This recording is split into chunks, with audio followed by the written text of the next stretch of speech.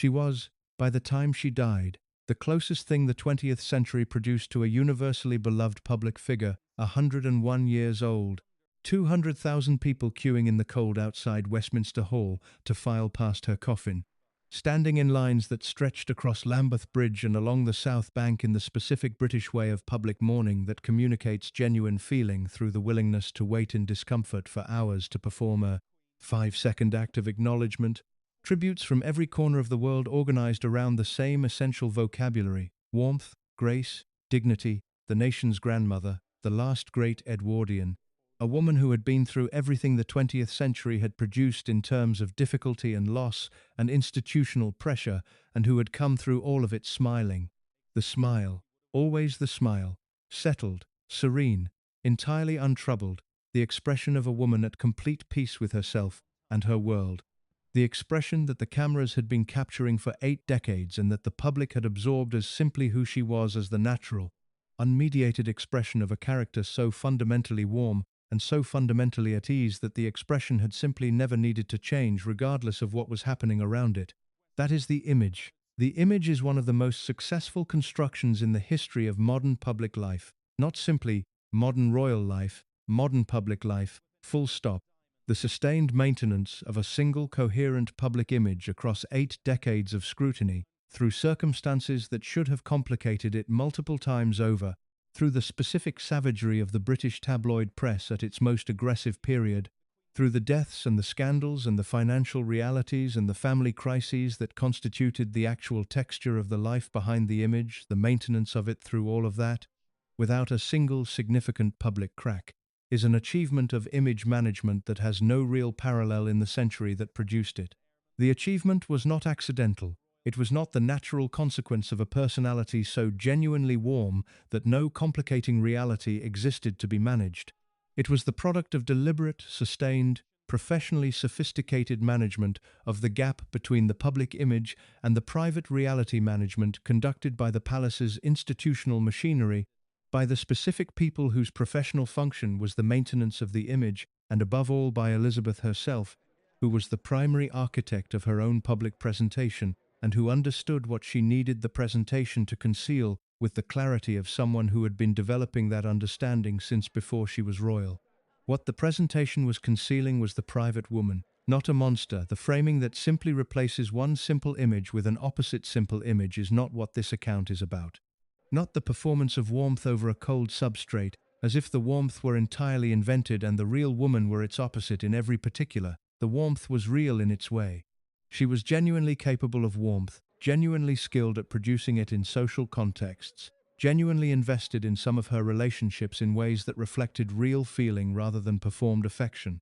What the presentation was concealing was the specific, private, behind-the-door reality of a woman whose conduct in the hours and the rooms that the cameras never reached was considerably more complicated than the image allowed, whose treatment of the people who served her reflected an entitlement so settled and so complete that it had ceased to feel like entitlement and had become simply the way she understood the world to be organized, whose private relationships contradicted the official narrative of devoted widowhood in ways that the palace managed with considerable thoroughness across 5 decades, whose private appetites, the drinking, the gambling, the spending, went considerably further than the charming public acknowledgement of her fondness for gin and racing suggested, and whose private conduct towards specific people, Diana most consequentially, Margaret most personally, the staff most consistently, bore almost no resemblance to the composed, serene, endlessly warm figure that the official image had been presenting to the world. If you're enjoying this story so far, don't forget to hit the like button and subscribe. Drop a comment telling me where in the world you're watching from. I love hearing from you. The household staff saw the private woman. The family saw the private woman. The courtiers and advisors and ladies-in-waiting and protection officers who spent their working lives inside the door, in the rooms and the hours that the performance did not reach, saw the private woman with the clarity of people in genuine proximity, and they maintained, across decades, the code of discretion that the palace world enforced with the specific combination of social pressure and professional consequence that made alternative choices feel impossible. Some of them talked, anyway, not loudly, not in ways that produced immediate public reckoning during her lifetime, but, in the specific, quiet ways that information escapes from closed worlds when the pressure of what is being contained becomes greater than the pressure of the containment, through sympathetic biographers who cultivated sources across years, through retirement accounts from people for whom the passage of time had reduced the operative force of the professional obligation, through the fragments that accumulated in the margins of official histories and the footnotes of careful investigations into the period. The fragments, assembled against the official record and examined without the protective warmth that the public image generated in almost everyone who approached the subject, produce a picture that the 200,000 people queuing in the cold at Westminster Hall would not have recognized. It is the picture of the woman behind the door that nobody was allowed to open at the wrong moment, the door behind which the gin was poured at hours the public image could not have accommodated, behind which the bills accumulated and went unpaid, and the financial reality of a century of spending without consequence was the daily operational fact rather than the occasional embarrassment, behind which the specific, sustained, weaponized warmth she had developed across 8 decades of institutional life was suspended, and the private Elizabeth was present in the way that only the people who had been given access to her private world were ever permitted to see. The private Elizabeth is the subject of this account, not the official one, not the revisionist caricature. The specific, complicated, genuinely capable, genuinely costly woman whose private conduct, the public image, was constructed to prevent anyone from examining with the honesty that examination requires. The door is open. The woman behind it is what this account is about. The first thing that experienced household staff at Clarence House and Royal Lodge learned, and learned quickly enough to prevent the learning from being painful, was the geography of Elizabeth's moods. Not the public moods, which were essentially invariant across 6 decades of camera-facing performance, the warmth, the ease, the settled serenity, the specific quality of engaged attention that made people feel, in her public presence, that they occupied a position of special regard in her estimation. Those moods were the product and the output of the management operation, reliable as machinery, maintained with the professional consistency that decades of practice produces.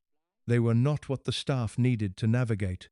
What the staff needed to navigate were the private moods, the ones that existed in the hours and the rooms that the performance did not reach, that had a specific topography the experienced staff mapped with the precision that professional survival demanded, and that bore the same relationship to the public moods that the private Elizabeth bore to the public one, which was the relationship of the real thing to the managed version of it. The mornings were the most unpredictable terrain. Elizabeth did not rise early. Her household operated on a schedule that reflected her preference for late mornings and later evenings, a schedule that the public world was organized around rather than one that was organized around the public world's requirements, because the organizing of the world around Elizabeth's preferences was simply how the world she inhabited worked, and had worked for so long that neither she nor the people who organized it experienced the arrangement as in any way remarkable. The household that managed the morning transition from the private hours of sleep and waking and the first drinks of the day to the beginning of whatever public requirements the schedule held was a household that understood the specific management challenge of that transition and that had developed, through the accumulated experience of the people who had managed it before them, the specific protocols that the transition required. The protocols were not written down. They were transmitted through the informal apprenticeship of the below-stairs world, passed from experienced staff to new ones, in the specific oral tradition of households where the knowledge required for the job is too particular and too sensitive to be committed to documents that might be read by the wrong eyes. A new member of the household learned the morning geography from the people who had already mapped it, learned which doors to knock on and which to approach without knocking, learned the precise timing of the jinn's first appearance and the specific reading of the atmosphere that indicated whether the timing was right, learned the vocabulary of the private mood that the public performance would shortly replace, and the specific management that the vocabulary required. The jinn's timing is the element of the morning geography that appears most frequently in the accounts of household staff that have reached the public record through the various channels of private testimony, and the frequency is not coincidental. The timing of the jinn communicated information about the day's private atmosphere that experienced staff used to calibrate every subsequent interaction of the morning. Early jinn, before the household's normal schedule would have suggested it, was a signal, not a signal of crisis. In any dramatic sense, it was not the precursor to scenes or confrontations. It was a signal of the specific private atmosphere that the experienced staff recognized as requiring a particular quality of management, a particular attentiveness to the temperature of their own conduct in the spaces they shared with Elizabeth, a particular care about the distinction between what was wanted from them and what was not. The gin itself, in those morning hours, was served with the specific discretion that the household's management of Elizabeth's appetites had developed across years of practice. The drink was present when the atmosphere required it, and absent from the contexts where its presence would have been noted by the wrong people. The staff who managed the supply managed it with the professional invisibility that they applied to every other sensitive dimension of the household's daily operations. It was simply part of the work, managed as the work required, without comment and without documentation, and without any acknowledgement in the official record of the household's daily life. The contrast between the drinking that the official image acknowledged and the drinking that the household managed is the central illustration of the gap that this account is documenting. The official image acknowledged a charming fondness for gin, the warm, self-deprecating humor about her enjoyment of a drink that the public image presented as simply one of her appealing human qualities, the gentle jokes that she made about her own preferences that communicated a woman at ease with her pleasures and unashamed of them. This was the managed visibility, the inoculation against the more damaging version of the same information achieved by incorporating a diluted and charming version of it into the image itself. The household staff managed the undiluted version. The undiluted version was not the simple extension of the charming fondness into somewhat larger quantities. It was a daily relationship with alcohol that structured the household's routines in ways that the official image never acknowledged, and that the code of discretion was specifically designed to prevent from reaching the people outside the door. The staff who have spoken about this dimension of the household's daily life through the fragmentary channels that private testimony uses, through the careful accounts of people who knew the household employees rather than the employees themselves, through the oblique references in biographies that cultivated sources across years without being able to name them directly, describe a woman whose daily consumption was at a level that any dispassionate medical assessment would have identified as significant, that structured her daily schedule in ways that the public engagements were organized around rather than the other way around, and that produced, in the specific private hours when the consumption was at its highest level, a version of Elizabeth whose relationship to the social management that was her primary professional skill was considerably more variable than the public image of consistent, unflappable composure suggested. The variability was the dimension of the private Elizabeth that the staff found most demanding to navigate. Because the public Elizabeth was nothing if not consistent, the consistency of the public performance was one of its most important qualities and one of the things that made it so effective as an image management operation. While the private Elizabeth, in the specific hours when the daily consumption was highest and the management of the performance was suspended, was a woman whose responses to the people around her were less predictable and less managed than the public version allowed, and who could express, in those hours, the specific qualities that the public performance was designed to suppress. The expression of those qualities was what the staff experienced as the private conduct that the official image made invisible. It was not dramatic. It was not the kind of conduct that produces scenes or confrontations or incidents that become stories in the straightforward sense. It was the specific, quiet conduct of a woman whose sense of the world's organization around her requirements was so complete and so long established that its expression in the private hours when the management of the public impression was not operative produced a version of entitlement that the staff recognized clearly and navigated carefully and discussed among themselves in the specific language of people who understand exactly what they are dealing with without ever naming it directly. The naming is this account's function. The entitlement that the staff navigated was the entitlement of a woman who had been the center of an institutional world organized around her comfort and her requirements for the better part of a century, and whose private conduct toward the people who maintained that organization reflected, with complete consistency, the understanding that the organization was simply the appropriate arrangement of the world rather than a service being provided that might warrant acknowledgement or consideration. The acknowledgement was not forthcoming because the acknowledgement was not available in the framework through which Elizabeth understood her relationship to the people who served her. She was not unkind in the sense of being deliberately hostile to the staff as a group. She was capable of genuine warmth toward individual household employees whose service had been long enough and reliable enough and discreet enough to have earned the specific quality of her regard that she extended to people she found useful and comfortable. The long-serving ladies-in-waiting, the dresser who had been with her for decades, the specific household employees whose tenure measured in years rather than months, these people experienced a version of the private Elizabeth that included genuine warmth and genuine appreciation and the specific feeling of being valued that her social skill could produce in people she had decided to value.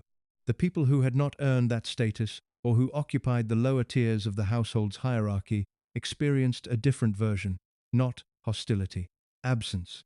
The specific, calibrated absence of acknowledgement that communicates to the person experiencing it exactly what their position in the other person's estimation is. A footman who brought the wrong thing at the wrong moment did not receive anger. He received the specific quality of non-response that the aristocratic world Elizabeth came from had developed over centuries as the primary instrument of social hierarchy, the non-response that says, without saying anything that can be quoted or challenged, that the person in front of me does not merit the effort of genuine engagement.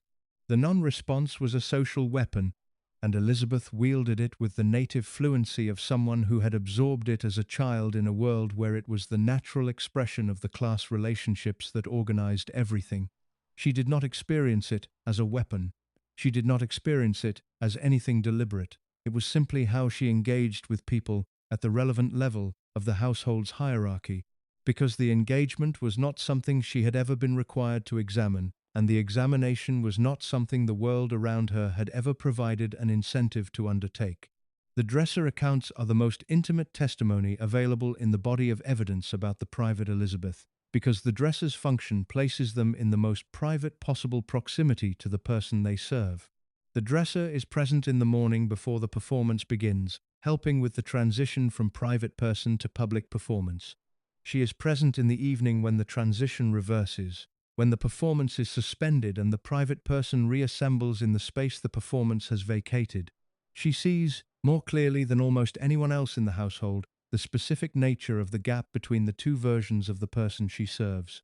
The dresser accounts that have reached the public record describe a woman whose private manner in the intimate moments of dressing and undressing was considerably more demanding and considerably more variable than the consistent warmth of the public image suggested, and whose response to the failure to meet her precise requirements in those private moments was the specific quality of displeasure that she communicated primarily through the withdrawal of the warmth that the relationship's good periods had provided. The withdrawal was not dramatic. It was the calibrated reduction of the engagement's temperature, the specific cooling that communicated to the dresser on the receiving end of it exactly what had been done wrong and exactly what would be required to restore the previous temperature.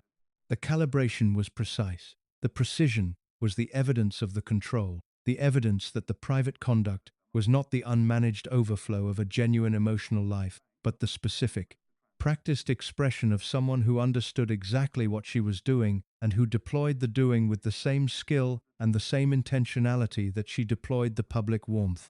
The private warmth and the private withdrawal were both instruments. The instruments were real in the sense that they produced real effects in the people they were directed at. They were managed in the sense that their deployment was not random or uncontrolled, but was organized, with the specific organization of practice skill, around the outcomes Elizabeth needed from the relationships she was navigating. The outcomes the staff relationships needed to produce were reliable discretion, reliable service, and the specific quality of loyal silence that the palace world required of the people inside the door. The management of those outcomes through the calibrated deployment of warmth and its withdrawal was the primary instrument of Elizabeth's management of the household's human resources, and the instrument was effective across the full length of her public life in producing the outcomes it was designed to produce.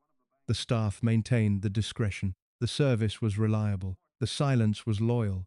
The private conduct behind the public image remained, for most of a century, inside the door, where it belonged. The people inside the door knew what they had seen. They carried the knowledge with them into the retirements and the post-service lives that the palace world's management of their discretion shaped and constrained in the specific ways that the world's social and professional consequences made operative. Most of them maintained the silence across their lifetimes, because the silence was the price of the specific social position that royal service had given them, and because the breaking of it was a price whose costs they had understood from the moment they entered the household. Some of them allowed fragments to escape. The fragments were managed by the palace in the specific ways that the palace managed all fragments that escaped the containment, through the cultivation of skepticism about their reliability, through the management of their reception in the media world and the biographical world, through the specific social and professional consequences available to the people who had allowed the escape. The consequences were applied, the skepticism was cultivated, the fragments were managed, the image held, but the fragments are there, and assembled from their sources and examined against the consistent direction they all point in, they constitute something more than the isolated complaints of difficult employees about a demanding employer. They constitute the record of the private woman, the woman the staff actually saw, the woman behind the door that the image spent 8 decades keeping closed. The door is open now, the record is here. The woman behind it is the woman this account is about. The official narrative of Elizabeth's life after George VI's death in February 1952 is one of the most carefully maintained constructions in the broader maintenance operation that was her public image.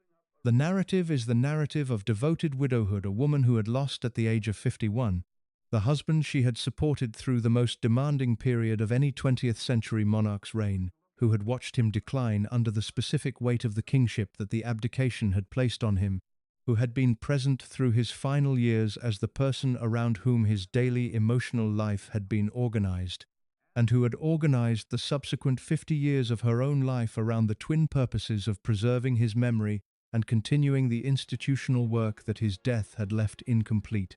The narrative contains truth. She did grieve. The loss was real in the specific sense that losses are real when the person who is gone has been the organizing structure of the life you have built around them.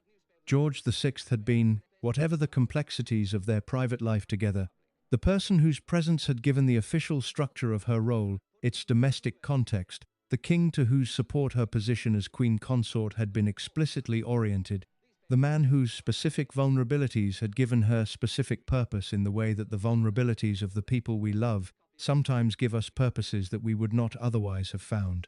The grief was genuine. The grief was also, and this is the element the official narrative does not acknowledge, finite in the specific way that grief in genuinely capable and genuinely appetitive people tends to be finite. Elizabeth was 51 years old when her husband died. She was, in every meaningful sense, a woman in full possession of the qualities that had always defined her: the social intelligence, the physical ease, the genuine warmth in the right contexts, the specific hunger for the company of people who engaged her and amused her and offered her the quality of stimulation that the performance of institutional life did not by itself provide. Those qualities did not enter a state of suspension when George VI died. They continued operating in the private world that the official narrative of devoted widowhood was specifically constructed to conceal throughout the 50 years of the widowhood itself. The men who populated the private landscape of those 50 years are the subject that the official accounts have most consistently and most successfully managed into invisibility, and the invisibility reflects both the thoroughness of the management and the specific nature of the evidence available: fragmentary, indirect, resistant to the kind of definitive documentation that would have made the management's task more difficult. The most significant of these private relationships, in terms of its duration and its intimacy and the degree to which the available evidence consistently points in the same direction, was with a man named Arthur Penn.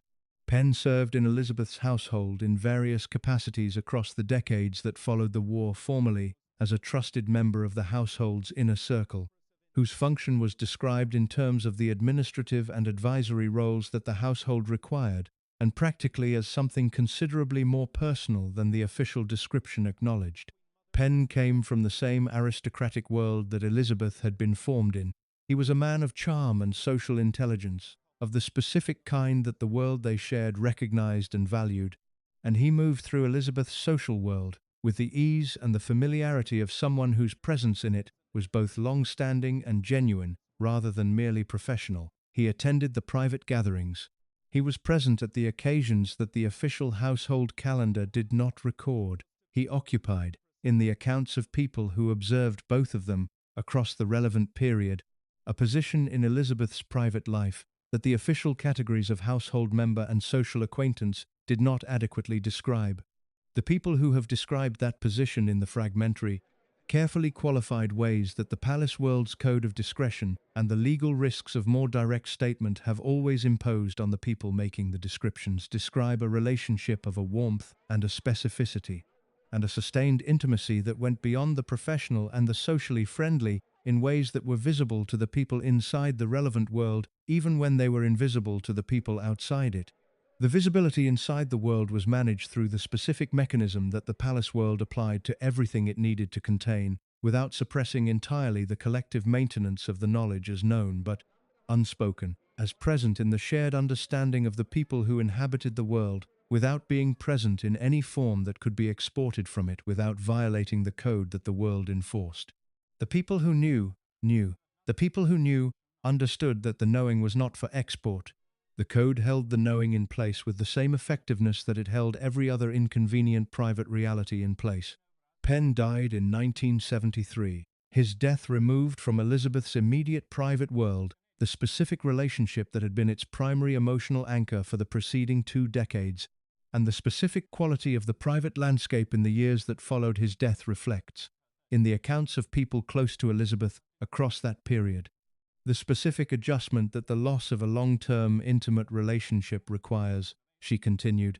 She had always continued. Continuing in the face of loss was one of the qualities the public image most celebrated, and that was most genuinely hers. But the continuing in the years after Penn's death had a specific texture that distinguished it from the preceding period, and the distinction was the distinction of a woman managing the loss of something the official narrative had never acknowledged, rather than the loss of something the world could offer sympathy for. The racing world provided the other primary context in which the private relationships of the widowhood years were formed and maintained, and it provided it in ways that the official image had partially incorporated and therefore partially concealed. Racing was acknowledged as Elizabeth's passion. The acknowledgement gave the world she inhabited through her racing life a visibility that paradoxically served the concealment, because a world that is officially acknowledged as the venue for her genuine passion is a world whose other contents can be managed within the warmth of that official acknowledgement. The other contents were the specific relationships she formed and maintained through the decades of her involvement with racing at its highest levels. The trainers who worked with her horses over the years were men of a specific type, physically capable, practically intelligent, comfortable with the outdoor world and the animal world and the specific social world that the sport organized around its seasonal calendar, and possessed of the easy, unaffected manner that Elizabeth had always found more comfortable than the performed manner of the official world. The relationships with the trainers, the specific ones, sustained across years, that went beyond the professional relationship of owner and trainer into the specific warmth of people who genuinely liked each other, and whose mutual regard was expressed in ways that the professional context both enabled and partially concealed, are documented in the same fragmentary, indirect ways that the Penn relationship is documented, through the accounts of people who observed them and the patterns in the evidence that the observations produce. The patterns are consistent in their direction. They describe a woman whose private world, across the 50 years of the official widowhood, contained men whose presence in it was warmer and more personal and more significant to her daily emotional life than the official narrative of devoted widowhood acknowledged. The devotion to George VI's memory was real. The devotion coexisted with a private life that the devotion's official expression was designed to conceal, because the coexistence was the condition of a woman whose emotional life did not end when her husband did, and whose institutional position required the official narrative of its ending to be maintained regardless. The maintenance was the work of the institutional machinery that surrounded her, assisted by the code of discretion that the people who knew the private reality understood to be the price of their continued membership in the world that knowledge placed them inside. the maintenance was effective. The official narrative of devoted widowhood held across the 50 years of the widowhood itself and through the subsequent decades of Elizabeth's legacy. It is holding less completely now, as the code's enforcement becomes less operative with the passage of time and the retirement and the death of the people who maintained it, and as the fragments that escaped the containment accumulate into a picture that the containment was designed to prevent from being assembled. The picture, assembled from the fragments, is the picture of a woman whose private emotional life, across the widowhood years, was real and active and present in ways that the official image had always denied it the right to be. The denial served the image. The image served the institution. The institution served the purposes that Elizabeth had organized her life around. The private life paid the price of those purposes in the specific currency of its own invisibility, in the requirement that the real relationships, the real warmth, the real connections that sustained Elizabeth through the decades the public image presented as devoted solitude be maintained in the private world rather than the public one, acknowledged in the code of the relevant world rather than in any form that the wider world could access. The payment was consistent with the fundamental logic of Elizabeth's entire life, the logic in which the private reality was always available to be managed in service of the institutional requirement, in which the warmth was always available to be deployed for the public performance, and the private connections were always required to remain invisible, in which the woman behind the door was always the woman who was serving the purposes of the image rather than being served by the honesty that the image prevented. The image held, the private life continued. The official narrative of devoted widowhood remained the narrative that the world received. Behind the door, the reality was different. It was always different. The relationships were real. They were simply not the relationships the world was allowed to know about. The world was not allowed to know because the knowing would have complicated the image, and the image was the thing that Elizabeth's life had been organized to maintain, at whatever cost the maintenance required. The cost in this, as in every other dimension of her private life, was paid by the truth. The truth remained behind the door. The door remained closed.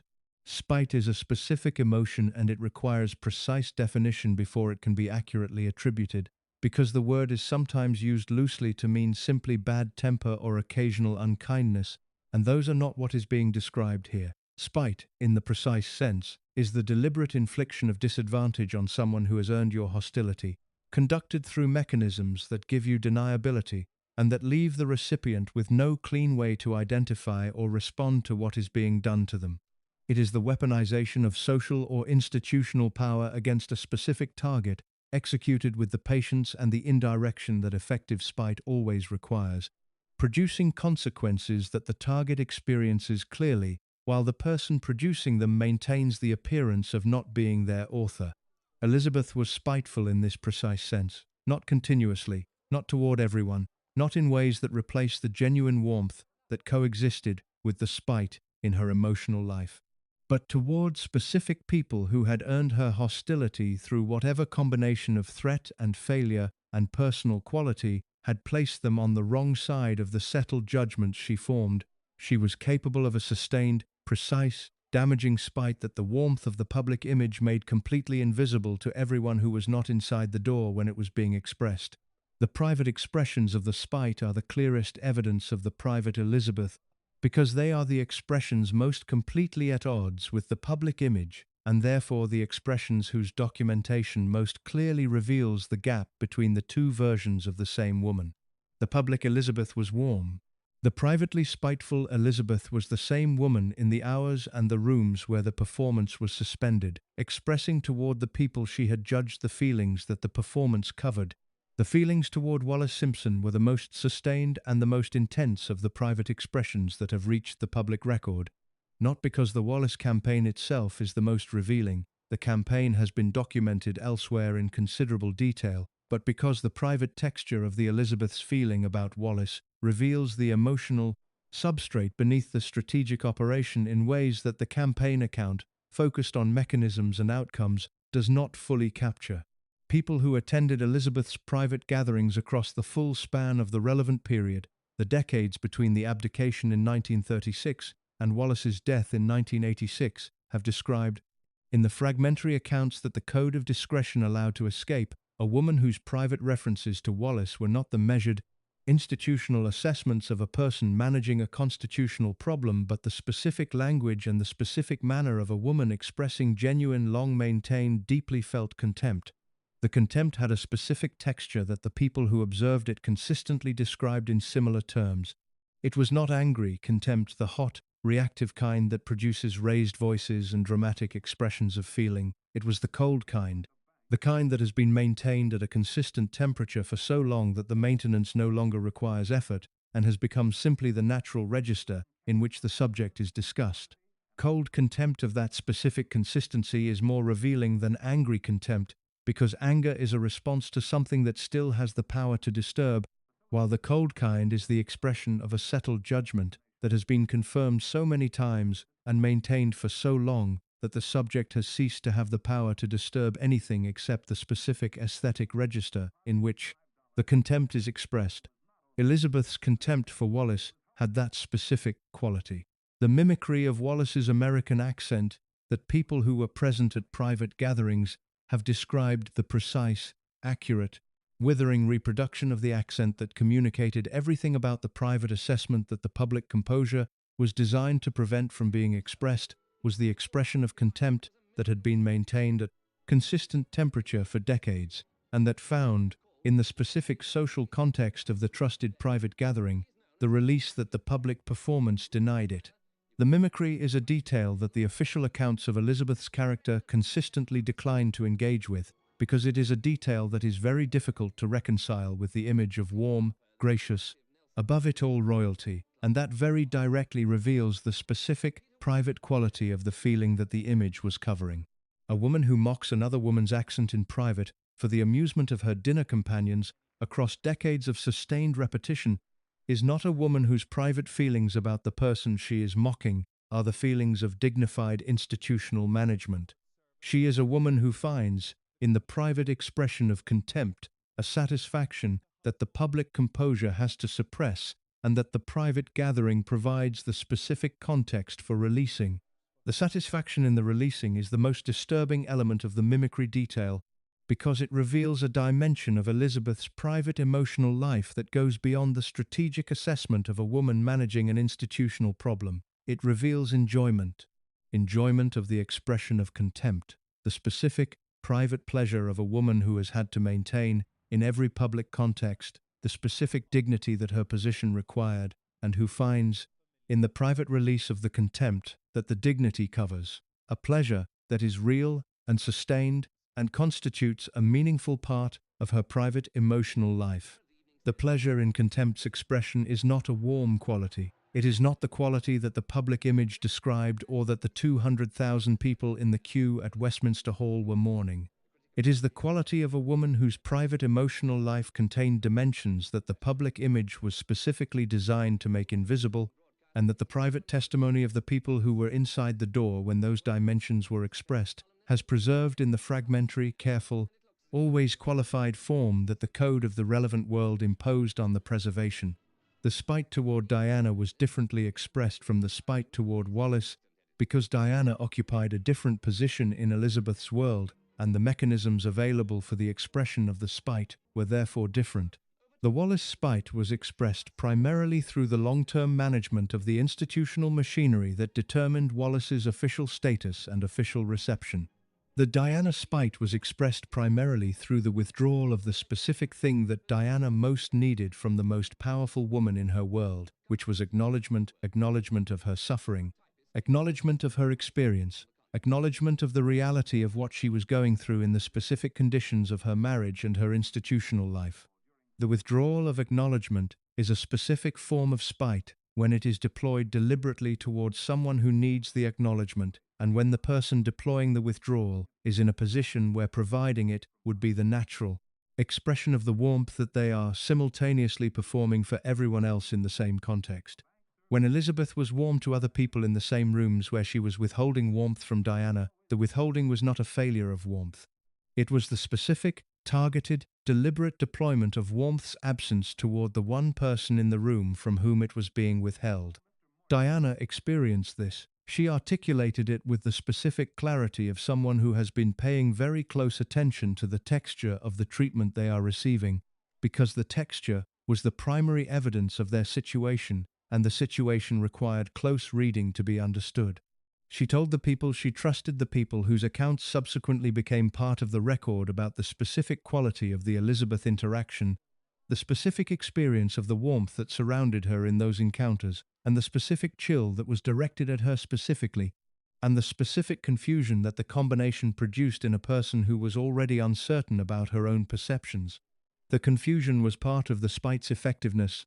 Spite that produces confusion in its recipient is more effective than spite that produces clarity, because clarity allows the recipient to name what is happening and to develop responses to it, while confusion implicates the recipient's own perceptions and makes it more difficult to sustain a clear account of the experience. Elizabeth understood this, or had learned it across the decades of practice that had made her the most accomplished social manager in the relevant world. She understood what the warm performance in Diana's presence, combined with the specific withdrawal of the warmth substance, produced in the person who was both receiving the performance and experiencing the withdrawal. She may not have thought of it as spite. She probably thought of it as the appropriate expression of a settled judgment about a person who had failed at the requirements of her position. But the appropriate expression of settled judgment, in the specific social context of the royal family's private world, produced in the person receiving it exactly the effects that the word spite describes. The effects were real, they were felt, they were documented by the person who experienced them in the conversations that became part of the record. Diana understood what was being done to her. She named it as clearly as the specific quality of Elizabeth's method allowed it to be named, which was not always with complete clarity, because the method was specifically designed to prevent clear naming. She understood it clearly enough. The understanding did not protect her from the consequences of what was being done to her. It simply allowed her to tell people what was happening, and the telling is what preserved the record. The record is what allows the door to be opened now. The spite is what is behind the door. It is what the smile was covering. It was always what the smile was covering. The image of Elizabeth as a mother is the emotional core of the nation's grandmother narrative, and the element of the official construction that has been most resistant to the kind of honest examination that other dimensions of her public life have occasionally attracted. The resistance is structural rather than incidental. The maternal image is the humanizing center around which every other element of the public image is organized, and challenges to the maternal image challenge the entire construction in ways that challenges to the more peripheral elements do not. If the warm grandmother was cold to her own children, the warmth itself requires re-examination. If the devoted mother was something else behind the door, the devotion's public expression becomes the evidence of the management rather than the management's purpose. The private record of Elizabeth's conduct as a mother does not describe a woman who was cold to her children in any simple or uniform sense. The private record is more complicated and therefore more damaging than a simple verdict of maternal coldness would be, because the complication is the specific complication of conditional warmth, of a love that was real, but whose expression was organized around conditions that the recipient was required to meet, and whose withdrawal when the conditions were not met was as real and as deliberately managed as its provision when they were. The Queen's experience of Elizabeth as a mother is the experience that has been most carefully managed in the official accounts, not because the evidence for it is thin, but because the Queen's own discretion and the institutional interest in the Queen's public image have combined to ensure that the specific texture of the private maternal relationship has remained one of the most successfully contained private realities in the broader containment operation. What has escaped the containment through the fragmentary channels that private testimony always uses, through the careful reading of the Queen's own documented behavior in situations where the maternal formation is most clearly visible, through the accounts of people close to both women across the relevant decades, is a picture of a maternal relationship that was central to the Queen's emotional life and that shaped the Queen's institutional conduct in fruiting ways that the official accounts consistently acknowledge in the most general terms while avoiding the specific examination that the acknowledgement would logically seem to require. The Queen's instinct toward institutional caution, the preference for management over address, for the contained response over the human one, for the institutional requirement over the individual's claim, was the most significant product of the maternal relationship's specific quality, The instinct was not simply the Queen's own personality expressing itself in the institutional context. It was the transmission of Elizabeth's framework, delivered through decades of maternal counsel and maternal example, absorbed by a daughter whose trust in her mother was complete enough to make the absorption total. The absorption was total. The framework became the Queen's own. The Queen did not experience it as received from her mother, but as the correct way of understanding the institutional world and its requirements, because the received framework and the personal conviction had merged across the years of the transmission into something that felt unified rather than inherited. The merging is the most important consequence of the maternal relationship's specific quality, because it meant that the framework Elizabeth had built her life around was transmitted into the institution's next generation of management with the full authority of the Queen's own conviction rather than simply the authority of the mother's counsel. The institutional logic that produced Diana's experience of the royal family and Charles's experience of the royal family, and every subsequent crisis of the institution in which the management of individual claims in service of institutional requirements was the primary dynamic that logic had Elizabeth's maternal relationship with the Queen at its transmission point. She had not simply run the institution herself, she had formed the person who ran the institution in the specific way that maternal formation forms the people it touches, and the formation had been thorough enough and early enough and sustained enough across the full length of the Queen's development that distinguishing the Queen's own perspective from Elizabeth's transmitted framework was, by the time the Queen was making the decisions that mattered, an essentially impossible task. Margaret's experience of Elizabeth as a mother was the most directly painful of the available testimonies about the private maternal relationship, and it is the most revealing because it is the experience most clearly documented in Margaret's own words, preserved through the accounts of the people she trusted and spoke candidly to across the adult life, in which the consequences of the maternal relationship's specific quality were the daily conditions of her existence. Margaret's testimony, assembled from those accounts, describes with the specific clarity of direct experience what the conditional warmth felt like from the inside of the relationship rather than the outside. The inside experience was the experience of a love that was real and that was simultaneously organized around a set of requirements whose non-fulfillment produced the specific cooling that was Elizabeth's primary instrument of maternal management. The requirements were the requirements that the institution had shaped Elizabeth to value and that Elizabeth had transmitted to her daughters as the requirements that life itself imposed: the maintenance of the public performance, the suppression of the private difficulty, the subordination of the personal desire to the institutional requirement, the specific management of self that the institution demanded, and that Elizabeth had made the organizing principle of her own life across the full length of it. Margaret met those requirements in the period of her life when meeting them was genuinely available to her. She performed the role, she maintained the public presentation. She did what the institution required, and she did it with the specific grace and the genuine style that were authentically hers and that gave the performance a quality that exceeded mere compliance. The Townsend decision was the moment when the meeting of the requirements extracted the price that the requirements had always been capable of extracting when the institutional logic and the personal desire came into direct conflict.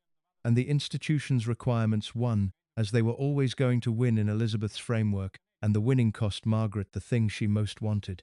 The cost changed Margaret. The change was not sudden or dramatic. It was the specific, gradual change that the sustained management of a significant loss produces in people who are required to manage the loss without the acknowledgement of the thing that is being lost. The change that happens when the grief cannot be expressed because the institutional requirement is that the decision was the right one, and the rightness of the decision cannot be acknowledged to coexist with genuine grief about its consequences.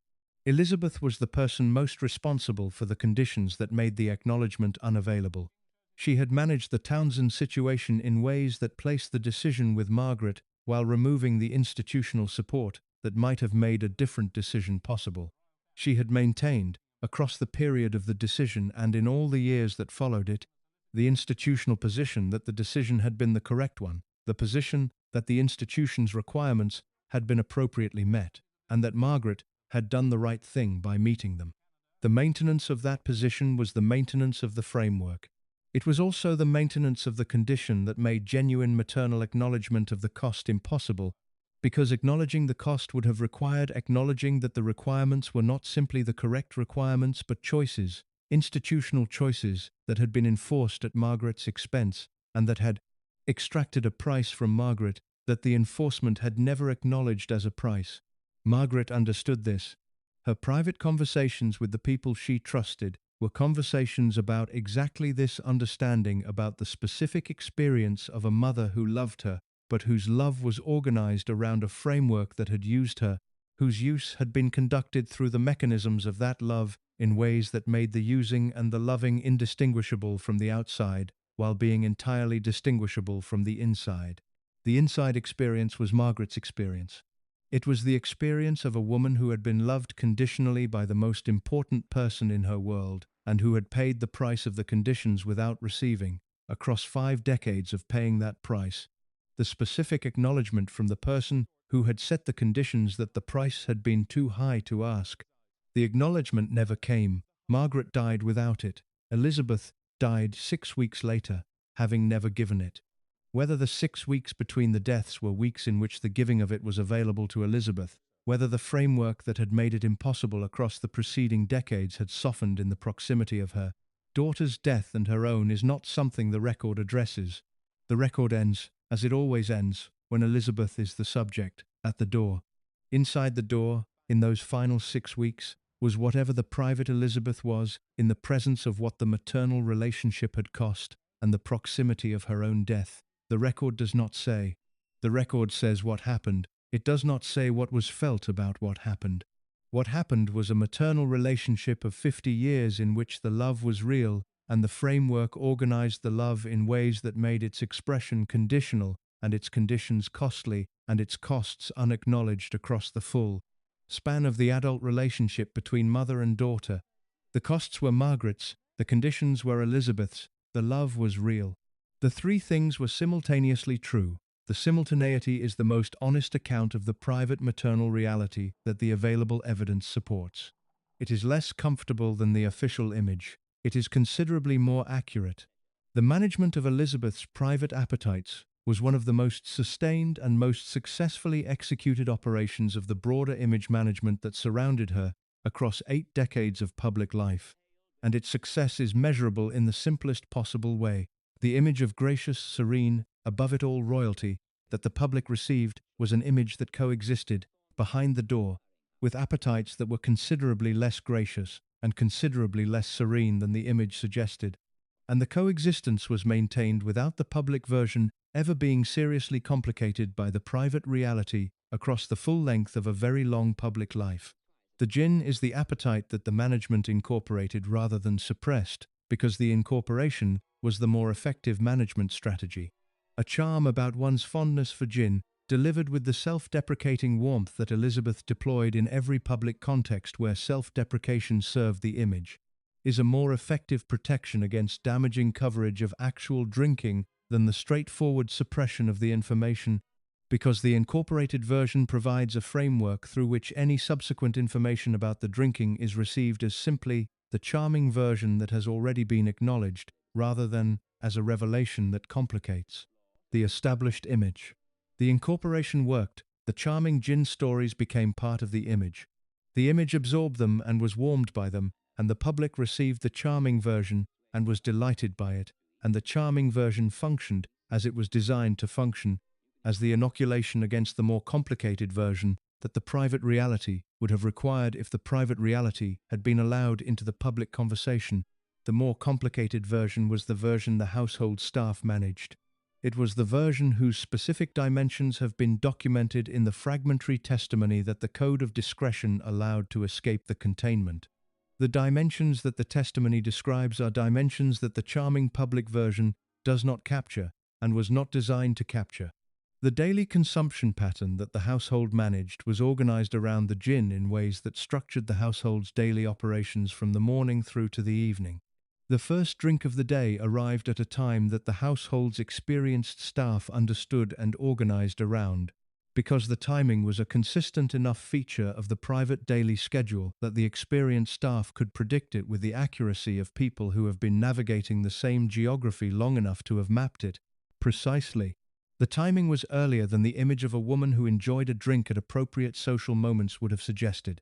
Not dramatically earlier in the sense of pre-dawn drinking or the kind of timing that signals crisis rather than habit, but earlier than the public occasions that framed the charming gin stories, the lunchtime drinks that the public image acknowledged, the evening drinks that the social world she inhabited normalized in ways that the household staff managed with the professional discretion that their function required and that the code of the relevant world enforced. The management of the timing was the management of the visibility. The drink was present in the private hours without being present in the public contexts where its presence would have generated the wrong kind of attention. The staff organized the supply and managed the context and maintained the invisibility of the private reality in the public performance with the same professional competence they applied to every other aspect of the household's operation. The scale of the consumption, across the full pattern of a daily routine that the household managed, was at a level that the people closest to it understood to be significant. Not significant in the sense of producing the visible signs of impairment in the public performances. The public performances were maintained with a consistency and a quality that the consumption, whatever its scale, did not visibly compromise. Significant in the clinical sense that a daily consumption at that level, sustained across the decades of the widowhood years, was a consumption that any honest medical assessment would have described as reflecting a genuine dependence rather than simply a genuine enjoyment. The dependence was managed rather than addressed. The management was the institutional response to every dimension of Elizabeth's private life that the public image required to remain unexamined: containment, organization, the maintenance of the public performance in conditions that the private reality would, in any less carefully managed environment, have made more difficult to sustain. The gambling was the appetite that the management partially incorporated, in the same way that the drinking was partially incorporated, through the public acknowledgement of a charming version of the same reality. The racing passion that the public image celebrated as one of Elizabeth's most appealing qualities, the genuine enthusiasm, the deep knowledge, the specific warmth of a woman who truly loved the sport and who expressed that love with the full force of her considerable social personality, was the incorporated version of a relationship with racing that included, in its private dimensions, a gambling activity whose scale was considerably more significant than the charming public version acknowledged. She gambled. This is established. The gambling was a normal feature of the racing world she inhabited, and the incorporation of gambling into the charming passion narrative was the same kind of inoculation that the charming gin narrative provided. It acknowledged a version of the reality that was warm and appealing and that immunized the image against the more complicated version that the full picture would have required. The full picture was the picture of losses at a scale that contributed meaningfully to the accumulated deficit that her estate revealed at her death.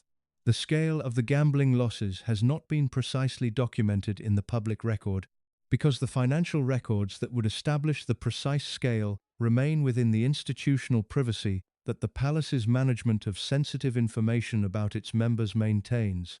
What has been established, through the accounts of people close to the relevant financial situation, is that the gambling losses were a meaningful component of the overall deficit rather than a marginal one, that the racing passion, in its full private dimensions, was a financial drain as well as a genuine pleasure, and that the drain was one whose management was the institutional responsibility of the people who managed every other financial consequence of Elizabeth's private appetites. The food was the appetite that appears least frequently in the accounts of the private Elizabeth, and its relative absence from the testimony is itself revealing, because the absence probably reflects the specific quality of the testimony's sources rather than the insignificance of the appetite. The household staff who managed the food were the staff whose professional loyalty to the household and whose proximity to the most intimate domestic dimension of Elizabeth's private life made them the most thoroughly managed by the Presson Code of Discretion. The management was effective enough to contain even the fragmentary accounts that most other dimensions of the private life allowed to escape.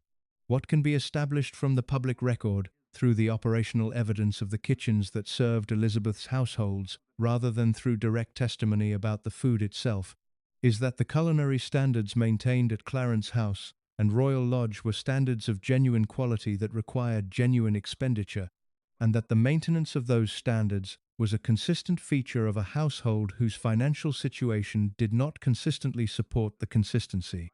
The kitchens operated at a level that reflected Elizabeth's genuine engagement with food, her opinions about it, her interest in it, the specific preferences that the households organized around.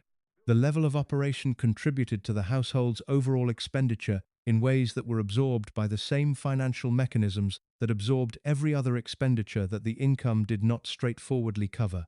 The private appetites, assembled from their individual components into the overall picture they constitute, reveal the specific quality of Elizabeth's relationship to the material conditions of her own life, with a clarity that the official image consistently obscured.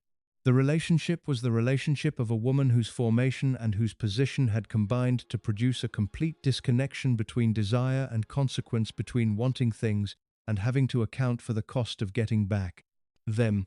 The disconnection was not casual or incidental, it was structural, built into the organization of the world that had surrounded her since she was a young woman entering royal life, reinforced by every subsequent year of that world's organization around her requirements, and so thoroughly established by the time of the widowhood that challenging it would have required the kind of external pressure that her position and her institutional support made unavailable. The external pressure never came. The appetites were met. The costs were absorbed. The management continued.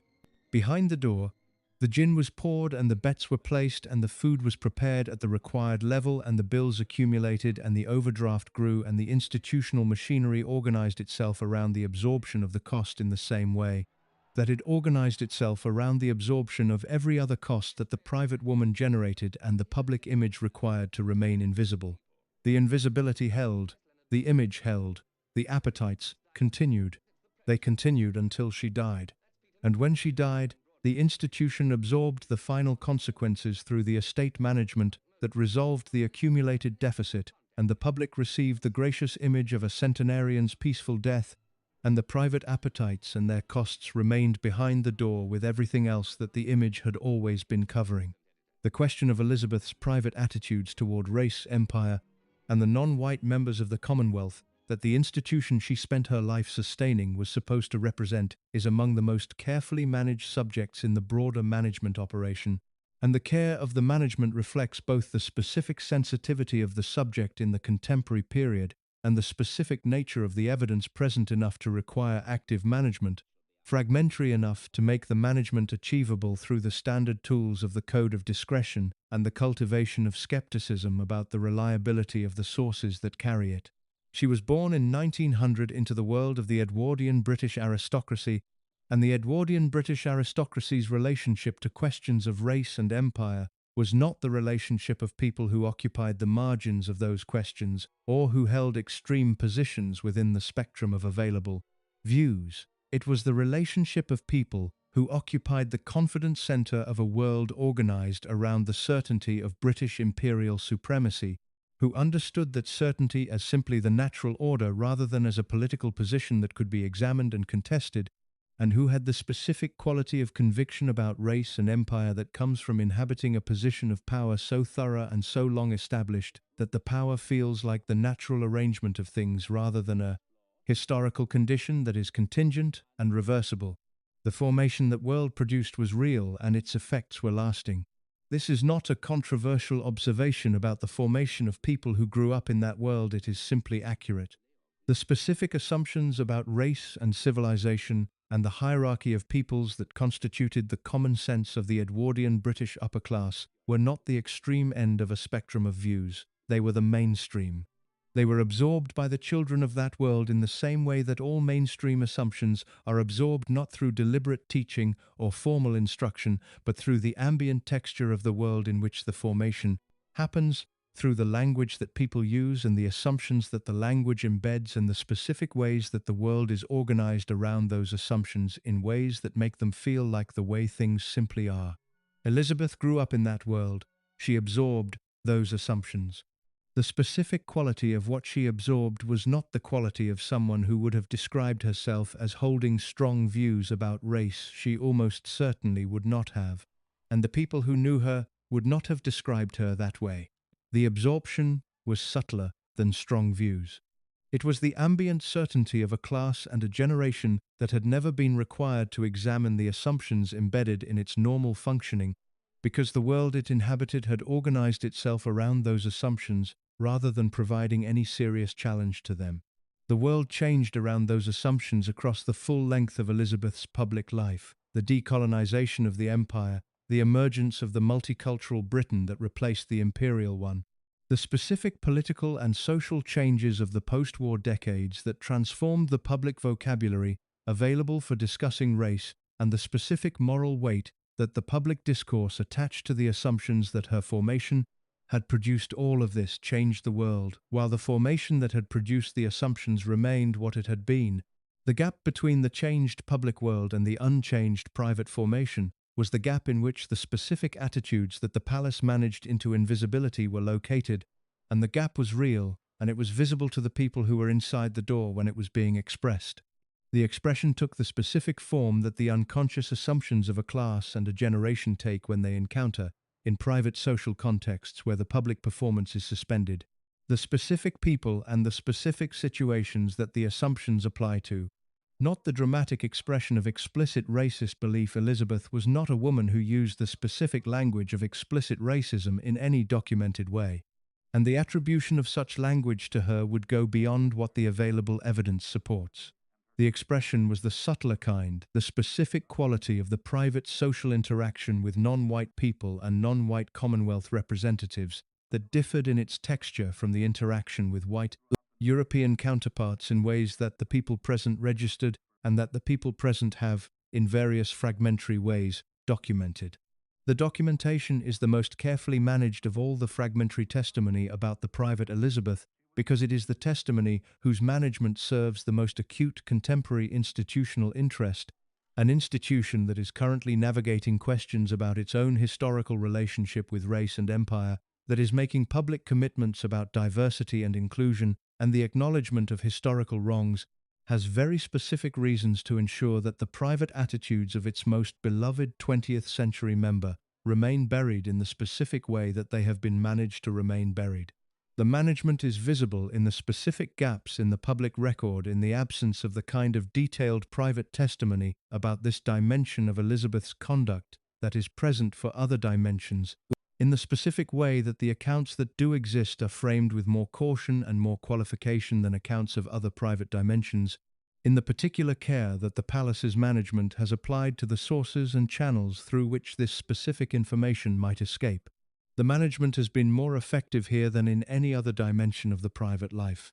The result is that the specific evidence for this aspect of the private Elizabeth is the most fragmentary and the most carefully hedged of the available evidence, which makes it the dimension of the private reality that the honest account must treat with the most care, while also noting that the care with which it has been managed is itself part of the evidence that the thoroughness of the management reflects the institutional assessment of the damage that unmanaged disclosure would produce.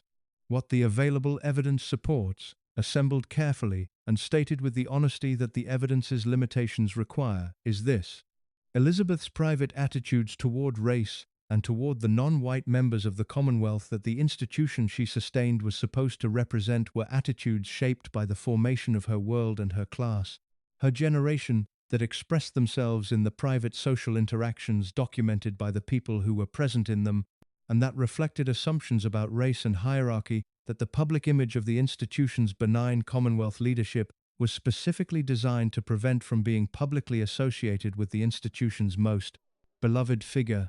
The assumptions were the assumptions of her formation. The formation was the formation of a class and a generation. The class and the generation are historical facts rather than moral indictments of individuals. And none of those observations changes the fact that the specific institutional leadership that Elizabeth helped sustain across the period of decolonization and the Commonwealth's expansion included a private dimension that the institution had every reason to bury and has buried with its characteristic thoroughness. The burial is still holding, the management is still effective, the evidence is the most fragmentary of the available private testimony. The fragmentation is not evidence of absence, it is evidence of the management's quality. The management's quality is the tribute to Elizabeth's methods, which outlasted her in this as in every other dimension of the institutional machinery she built and sustained. The relationship between Elizabeth and Diana Spencer across the 15 years of Diana's marriage to Charles is one of the most consequential private relationships in the 20th century history of the British royal family, and it has been examined in the preceding account of Elizabeth's campaigns in its institutional and strategic dimensions. The behind closed doors dimension requires separate and more detailed examination because the private texture of what Elizabeth did to Diana in the specific domestic and social contexts of their shared institutional world was something more immediate and more personal than the campaign account's focus on mechanisms and outcomes captures, and it is the dimension that produced the most direct and the most lasting consequences for the person on the receiving end of it.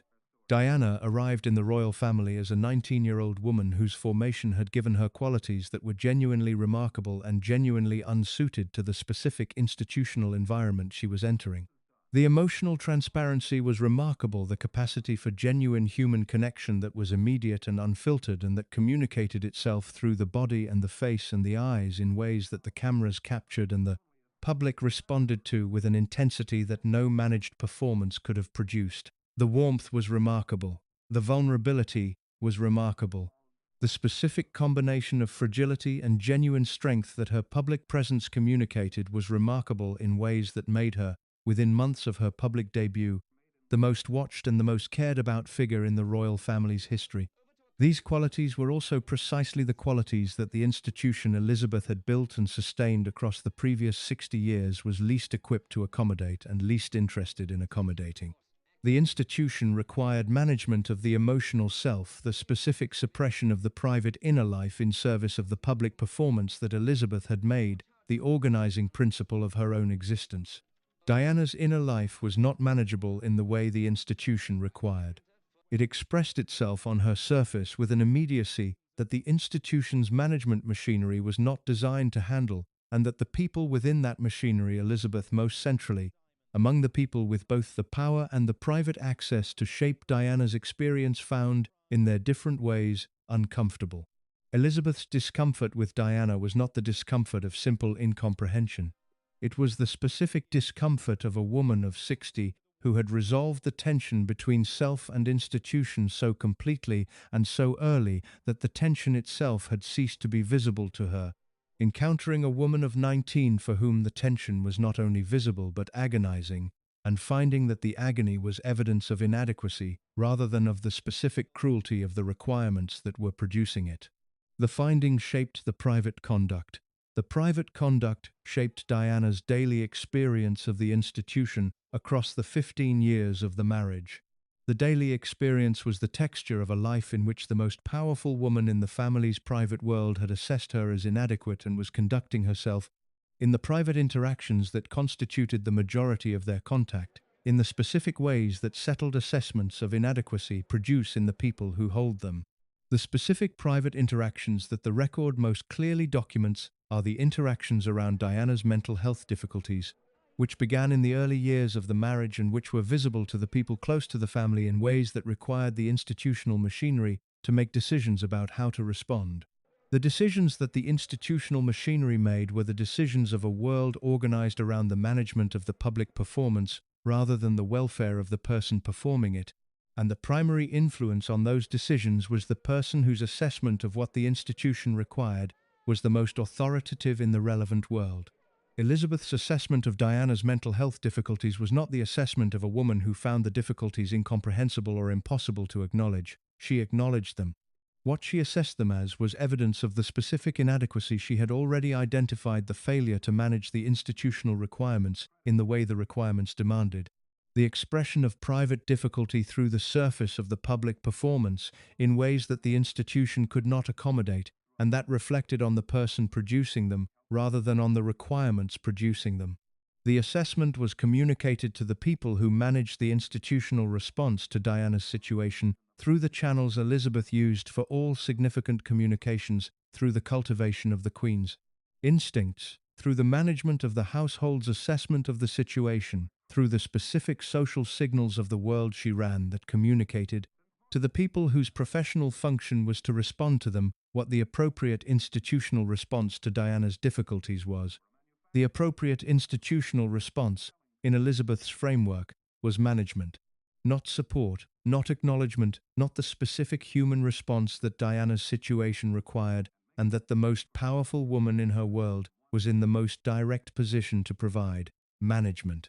The containment of the difficulty within the household's private operations in ways that prevented it from reaching the public performance and damaging the image that the public performance maintained. Diana was managed. The management was conducted through the people whose professional function was the management of the household's operations and the maintenance of the public image. The management addressed the symptoms, the public incidents that the difficulties produced. The management of Diana's public appearances in conditions that her private situation was making increasingly difficult to maintain without addressing the cause. The cause was not addressable within Elizabeth's framework, because addressing it would have required acknowledging that the institutional requirements were themselves the cause, that the specific conditions of Diana's life inside the institution were producing the suffering that was expressing itself in ways the institution needed to manage, and that the appropriate response was not the management of the expression but the examination of the conditions.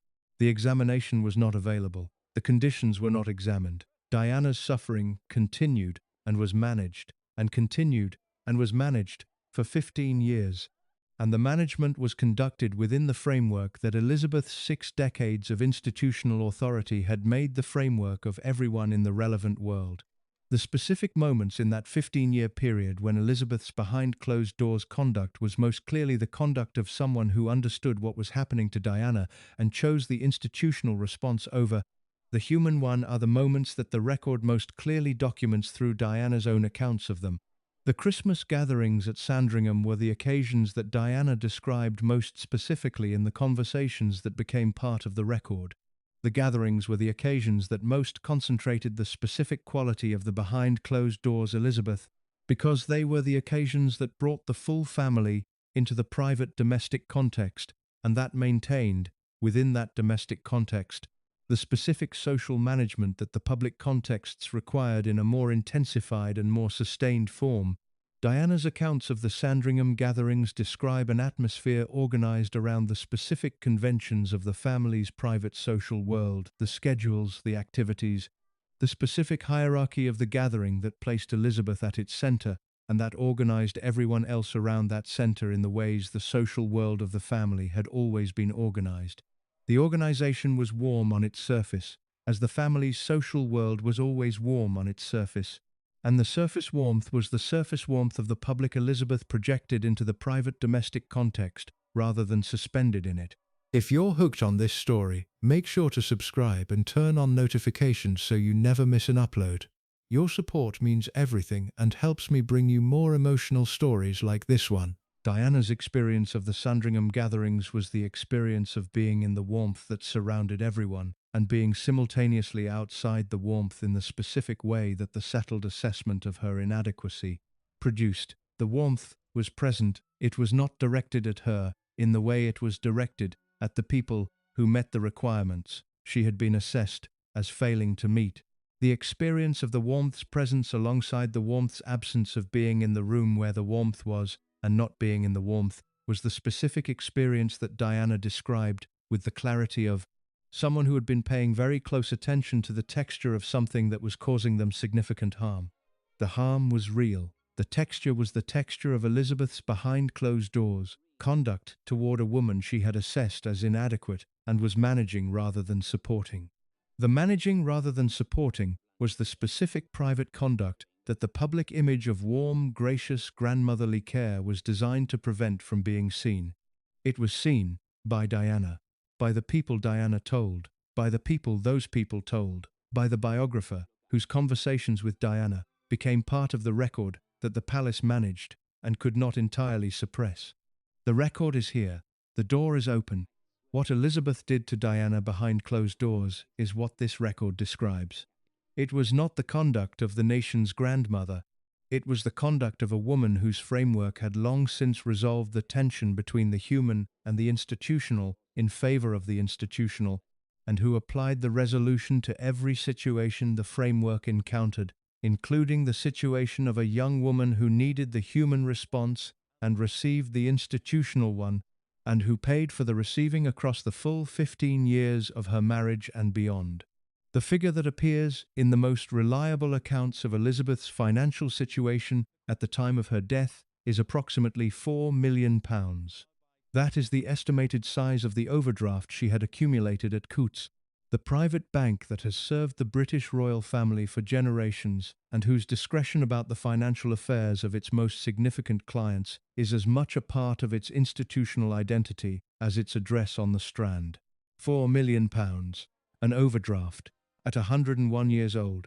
After a lifetime of public service that the nation had funded generously through the civil list and through the financial architecture of the royal household whose specific mechanisms ensured that the full extent of the institutional subsidy was never transparently visible to the public whose money ultimately underwrote it. The number requires context to be understood accurately, and the context requires a level of honesty about the specific financial culture of the royal world that Elizabeth inhabited and that she never seriously considered operating outside. The context is not the context of a woman who had been denied the resources to live appropriately. Her civil list allocation in the final years of her life was approximately £643,000 per year, a figure that is not small by any standard that any ordinary person would apply. The context is the context of a woman whose relationship to money was the relationship of someone who had spent a century inside a position that made the question of resources feel entirely separate from the question of expenditure, because the resources had always been available and the expenditure had always been accommodated, and the gap between the two had always been someone else's problem. The gap between income and expenditure in Elizabeth's financial life was not occasional or accidental.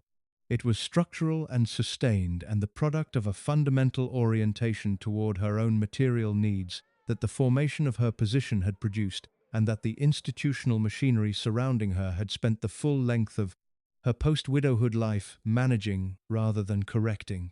The managing rather than correcting is the most significant financial fact of the private Elizabeth because it reflects the same institutional logic that produced the managing rather than correcting in every other dimension of her private life, the logic in which the maintenance of the image required the management of the reality, rather than its address, and in which the institutional interest in the image's maintenance made the management the obvious choice and the address the unavailable alternative. The Coutts overdraft was the primary vehicle of the financial management, and it was maintained by the bank as a service to a client whose position made the accommodation both commercially sensible in the long term and institutionally impossible to withdraw in the short term. The commercial sensibility was the commercial sensibility of any bank that holds the accounts of extremely wealthy and extremely well-connected families. The relationship with the family as a whole was worth considerably more than the specific risk represented by the overdraft of one family member, and the management of the overdraft was the price of the relationship. The institutional impossibility of withdrawal was simpler. A bank does not call in the overdraft of the Queen Mother. The reputational and political cost of such an action would have vastly outweighed the financial benefit, and Coutts understood this with the clarity of an institution that had been managing the financial affairs of powerful people for long enough to understand the specific constraints that powerful people's positions placed on normal, commercial logic. The constraint was real, and it was operated on Elizabeth's behalf by an institution whose interest in maintaining it aligned exactly with Elizabeth's own interest in never having to confront the financial reality of her position, in a context that required genuine reckoning with it. The art collection was the financial element that most clearly illustrates the specific internal logic of Elizabeth's financial conduct, because it was the element that simultaneously produced the debt and provided the mechanism for its ultimate resolution, and the simultaneous production and resolution was the perfect expression of the financial logic that had organized her relationship to money across the full length of her adult life. She bought art because she loved it, and the love was real. Her eye was good, her knowledge was genuine. She engaged with the works she acquired and with the people who produced them, and with the broader world of British art across the 20th century, with the authenticity of someone whose interest was an actual interest, rather than the performance of cultural credentials. She also bought art at levels that bore no relationship to the income available to fund the buying, financing the purchases through a combination of the Coutts overdraft, informal arrangements with dealers who understood that payment would be slow and irregular, and who found the understanding commercially tolerable given the prestige of the association and the specific institutional cover that her position provided for expenditure that would have been straightforwardly problematic if it had been attached to anyone whose position did not make the covering of its consequences in the institution's interest. The dealers who operated in the world of the art that Elizabeth collected were dealers who moved in the same social world that she inhabited, who attended the same events and knew the same people, and operated within the same code of discretion that managed every other sensitive dimension of the relevant world's private reality. They extended the credit and maintained the discretion and managed the irregularity of the payment with the professional accommodation of people who understood what the accommodation required of them and found the understanding commercially and socially worthwhile. The works that accumulated through the decades of the buying were, by the time of Elizabeth's death, works of genuine quality and genuine value. The appreciation of their value across the decades of their accumulation was the product of both the general appreciation of the British art market across the period and the specific importance of the provenance works from the Queen. Mother's collection carried a premium that reflected the institutional significance of the collection's origin rather than simply the intrinsic quality of the individual works. The premium was real, and it was the mechanism through which the financial logic of a lifetime of spending beyond income resolved itself at death in the way that it could never have resolved itself during the life. The collection passed to the Queen as part of the estate management, enriching the royal collection with works that had been acquired on credit across 50 years of deficit financing and that were delivered to the institution's permanent holdings without the public ever being given a clear account of the financial mechanism through which the delivery had occurred. The racing debts were managed differently because the racing existed in a more public world than the art collection, and because the losses it produced were less easily resolved through the kind of asset appreciation that made the art collection's deficit manageable at death. The racing losses were the product of decades of gambling at a scale that the winnings, which were real and sometimes substantial, never reliably offset across the full span of the relevant period. The management of the racing losses operated through the same mechanisms that managed every other financial consequence of Elizabeth's private conduct: the overdraft, the institutional cover, the specific accommodation of the people whose commercial or social relationship with Elizabeth made the accommodation of her financial irregularity the obvious choice. The trainers who worked with her horses, the organizations that provided the infrastructure of her racing operation, the broader world of the sport that organized itself around her involvement with it, these were all participants in the management of a financial reality whose private dimensions were considerably more complicated than the public image of a passionate horsewoman suggested. The staff costs were the financial element that received the least attention in the fragmentary accounts of Elizabeth's financial situation, possibly because they were the most normalized feature of the financial reality. The cost that the institutional world most thoroughly accepted as simply the appropriate cost of the appropriate maintenance of an appropriate household. The household was large, the staff was substantial, the cost was significant. The cost was also not straightforwardly covered by the civil list income that was supposed to fund the official dimensions of the household's operation, and the gap between what the official income covered and what the household actually required was one of the consistent features of the financial reality that the institutional machinery managed with the same quiet competence that it managed every other gap between the Elizabeth the institution funded and the Elizabeth who actually existed. The gap was managed. The household functioned. The staff were paid. The gracious image was maintained.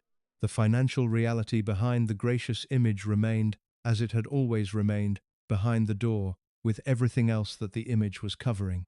The reckoning that the financial reality required was the reckoning that the institution's interest in the image's maintenance had always prevented from being demanded.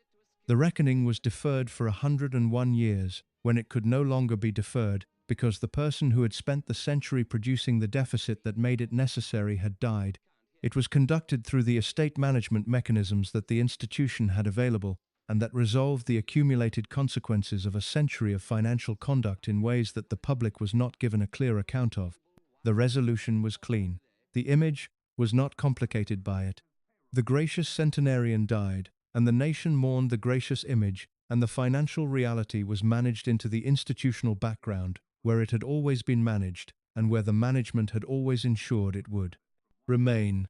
The final years of Elizabeth's life, the period between the death of Diana in August 1997 and Elizabeth's own death in March 2002, were years that the public image presented with the specific warmth that the British public extends to very old people who have survived everything and who continue, in their final years, to be present and to be warm and to represent something that their very survival makes precious.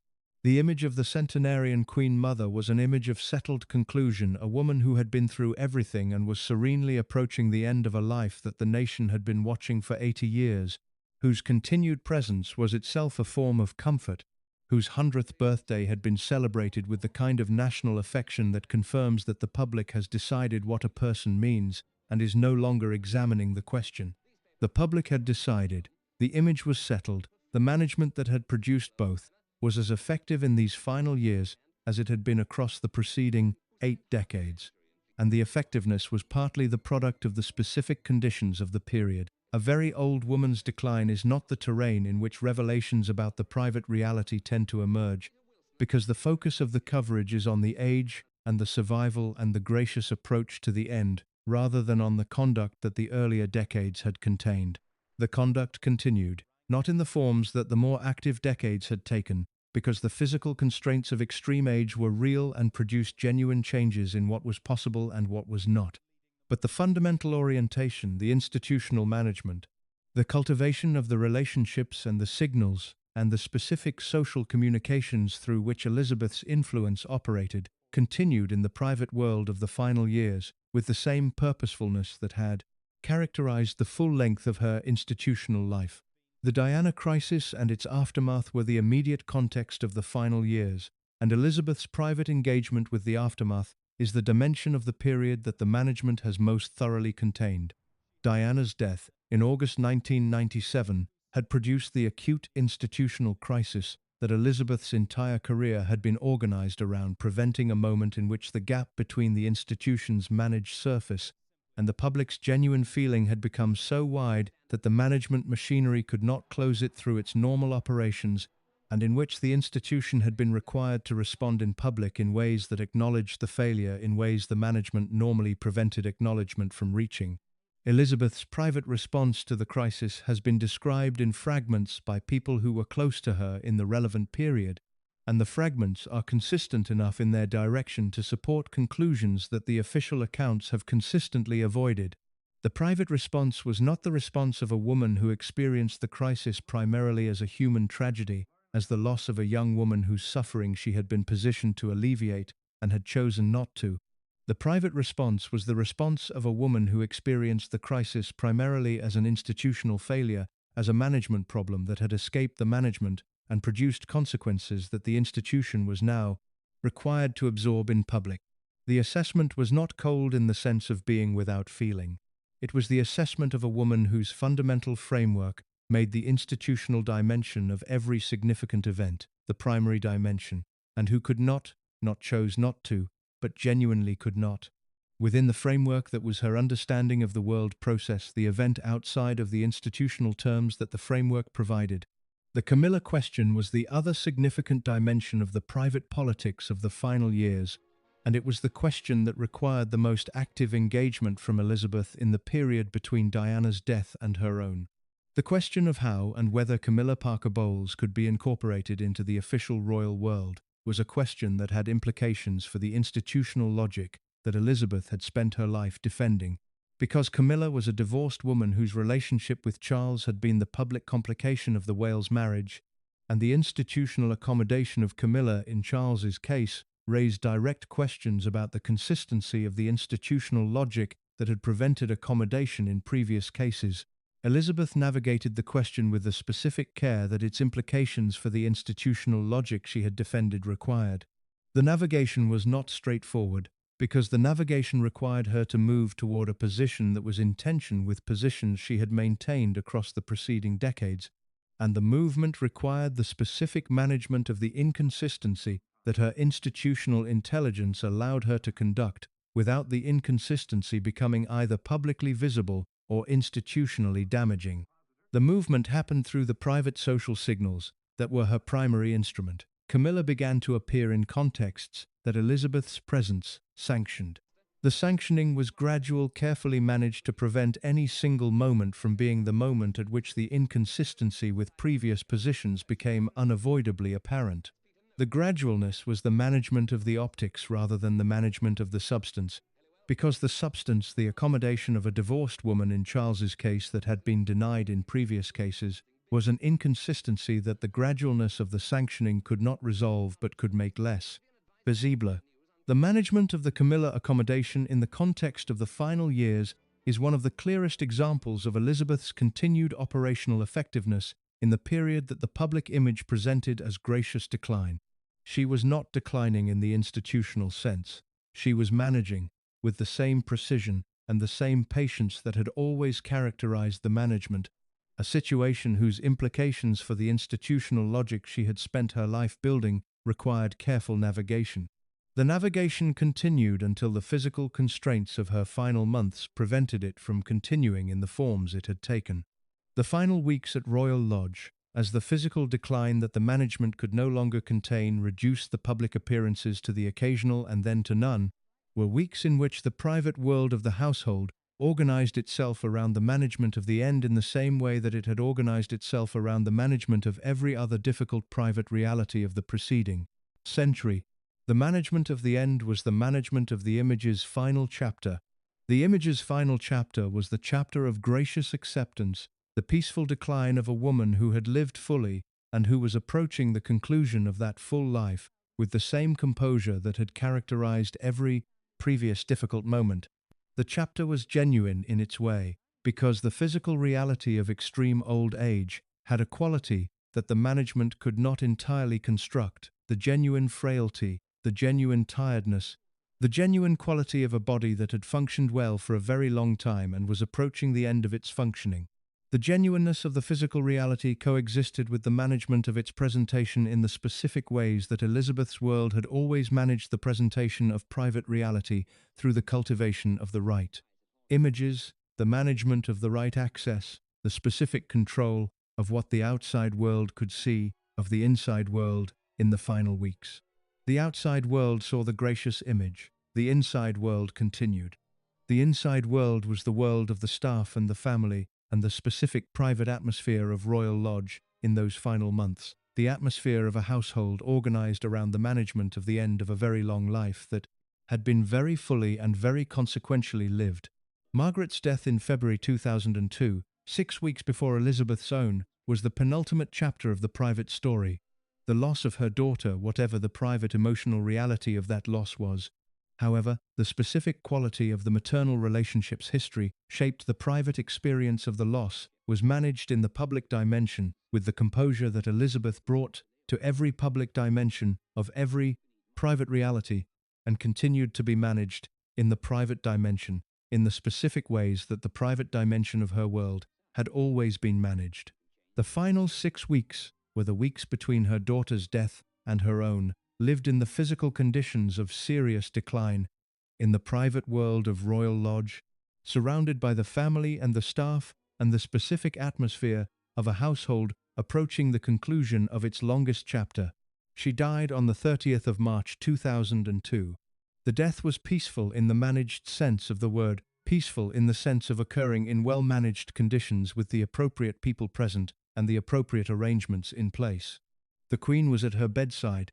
The public received the news and mourned. 200,000 people queued at Westminster Hall. The image was in every newspaper and on every screen. The nation's grandmother, the last great Edwardian. The woman who had been through everything and come through it smiling. The smile was the final image. The door closed for the last time behind it. The honest reckoning with the private Elizabeth requires, as honest reckonings with complicated people always require, the simultaneous holding of things that the simple frameworks, the official image, and its simple opposite cannot hold together. The official framework says she was the nation's grandmother, warm and gracious and above reproach. The simple revisionist opposite says she was cold and calculating, and her warmth was entirely performed. Both frameworks are wrong. The truth is more complicated, and therefore more interesting, and therefore more worth pursuing than either of the simple versions. What she was, in the specific and evidenced terms that this account has assembled from the available private record, was a woman of extraordinary capability, whose capability was organized around a total commitment to an institution, and whose total commitment produced both the genuine qualities that the official image celebrates and the genuine costs that the private record documents, and whose specific contribution to both the quality and the cost was the contribution of the most intelligent and the most strategically capable person in the relevant world across the most consequential period of that world's modern history. The capability was real, the commitment was genuine, the costs were paid by the people this account has named. The staff, whose treatment reflected an entitlement, so settled it had ceased to feel like entitlement. The people whose private relationships with her were required to exist in the invisibility that the devoted widowhood narrative maintained. The people toward whom the spite behind the smile was directed with the precision of someone who understood exactly what she was doing. The daughters whose maternal relationships' specific quality shaped their entire adult lives in ways the official image made invisible. The appetites whose private scale the gracious image was specifically constructed to conceal. The people whose racial identity placed them in the specific social position in Elizabeth's world that her formation had determined they should occupy. The young woman whose suffering the institutional framework Elizabeth had built spent 15 years managing rather than addressing.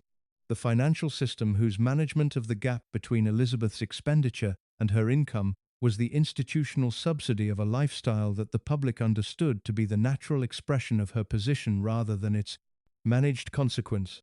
These are the costs. They are documented in the private record that the management operation has spent 8 decades attempting to contain. The containment was effective enough to prevent public reckoning during her lifetime. The containment is less effective now, as the distance from the relevant period increases and the code of discretion loses the operative force that proximity to its enforcement gives it, and as the fragments that escape the containment accumulate into the picture that the containment was designed to prevent. The picture, assembled from the fragments, is the picture of a woman behind the door. The woman behind the door was not the nation's grandmother. She was something considerably more specific, a woman who had made a total commitment to an institution and who had found, in the totality of that commitment, a resolution of the tension between self and institution so complete that the tension itself had ceased to be visible to her, and who had operated from within that resolution for 101 years with the specific consequences this account has documented. The resolution was the source of everything. It was the source of the capability because a woman who has resolved the fundamental tension of her position has available to her the full force of the intelligence and the energy and the social skill that the unresolved tension consumes in people who have not made the resolution. She had made it. The full force was available. She used it across 8 decades in the specific service of the thing the resolution had made her commitment to the institution, the monarchy, the managed surface of a world organized around the requirement that the surface be maintained at whatever cost the maintenance required.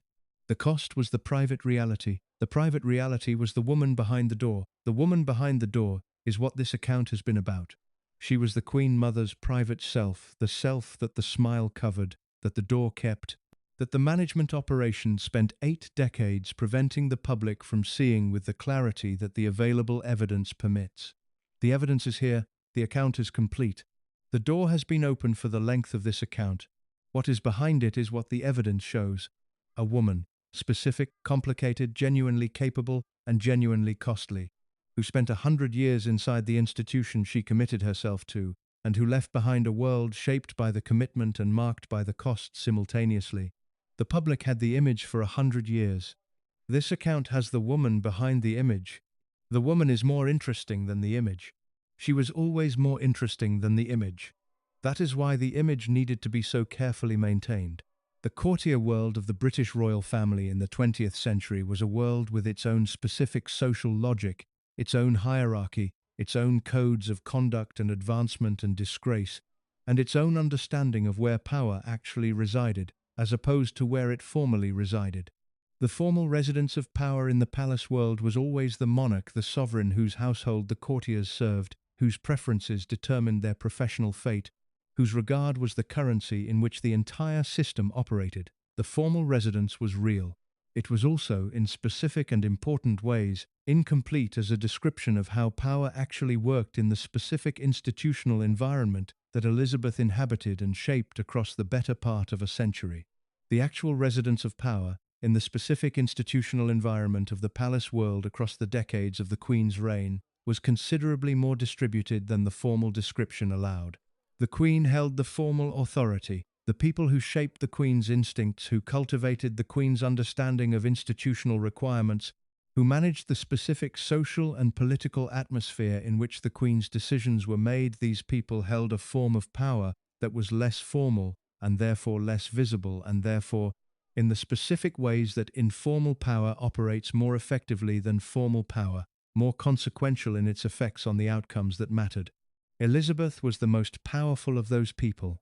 She was the most powerful not because she was the most formally positioned. She held no formal position in the Queen's household after the accession, no official role in the palace's governance structure, no constitutional function beyond the purely ceremonial one of being the Queen's mother. She was the most powerful because she held the most significant informal position available in the relevant world, which was the position of the person whose counsel the Queen trusted most completely, and whose influence over the Queen's institutional instincts was the deepest and the most sustained.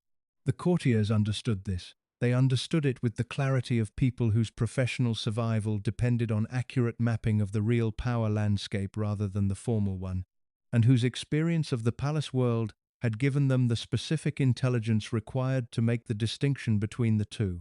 The mapping that accurate understanding produced placed Elizabeth at the center of the informal power structure of the palace world throughout the Queen's reign, and the courtiers who navigated that power structure navigated it with the understanding that their relationship with Elizabeth was as professionally significant as their formal relationship with the sovereign they officially served.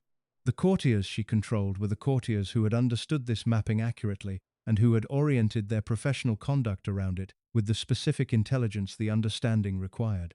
The control was not the crude control of explicit direction. Elizabeth did not issue instructions to the Queen's courtiers or formally direct their conduct in ways that would have been constitutionally inappropriate, institutionally visible. The control was the specific, informal control of a woman who had spent 60 years cultivating the relationships, the social signals, and the atmospheric management that made the courtiers who served the Queen also, in the ways that mattered, serve Elizabeth's institutional purposes.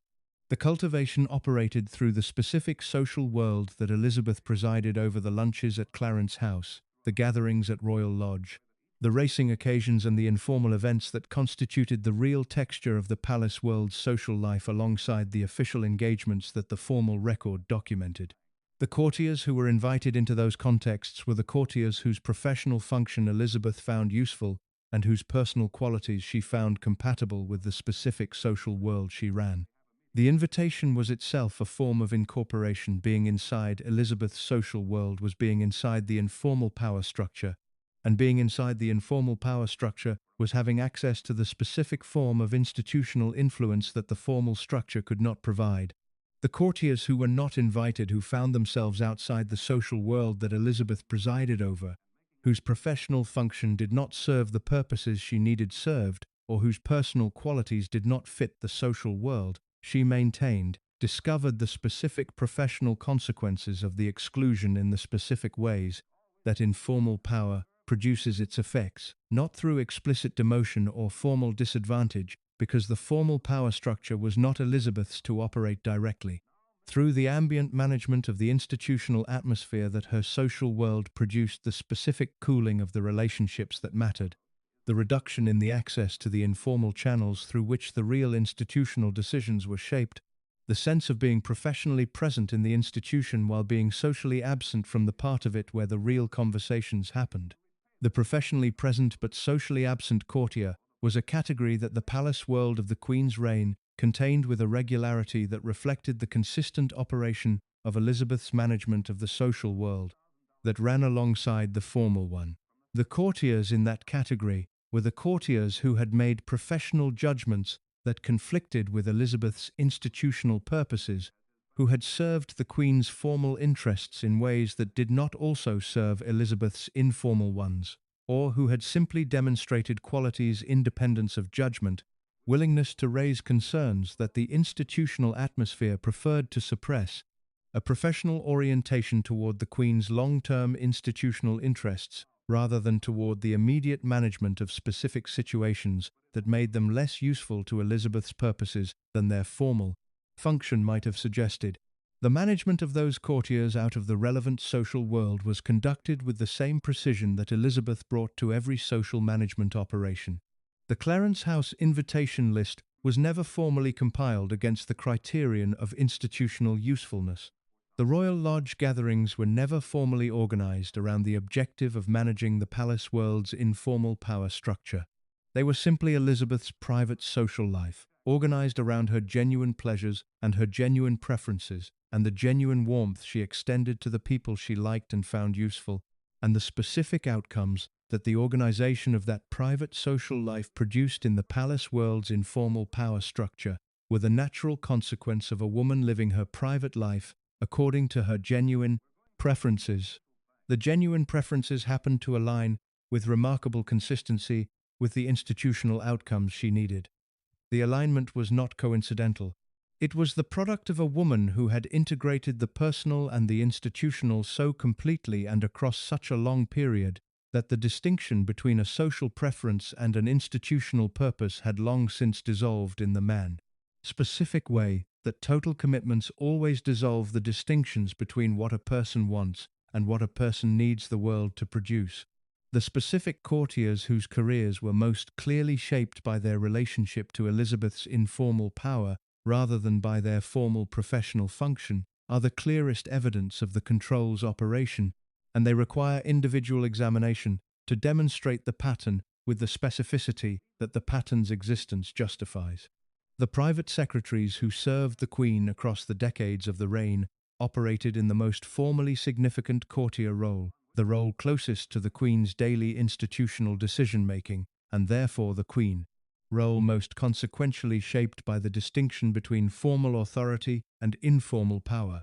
The private secretaries who navigated that distinction successfully were the private secretaries who understood, with sufficient accuracy and sufficient care, that their formal relationship with the Queen coexisted with an informal relationship structure that placed Elizabeth's preferences and Elizabeth's institutional purposes as reference points of comparable significance to the Queen's own formally expressed preferences.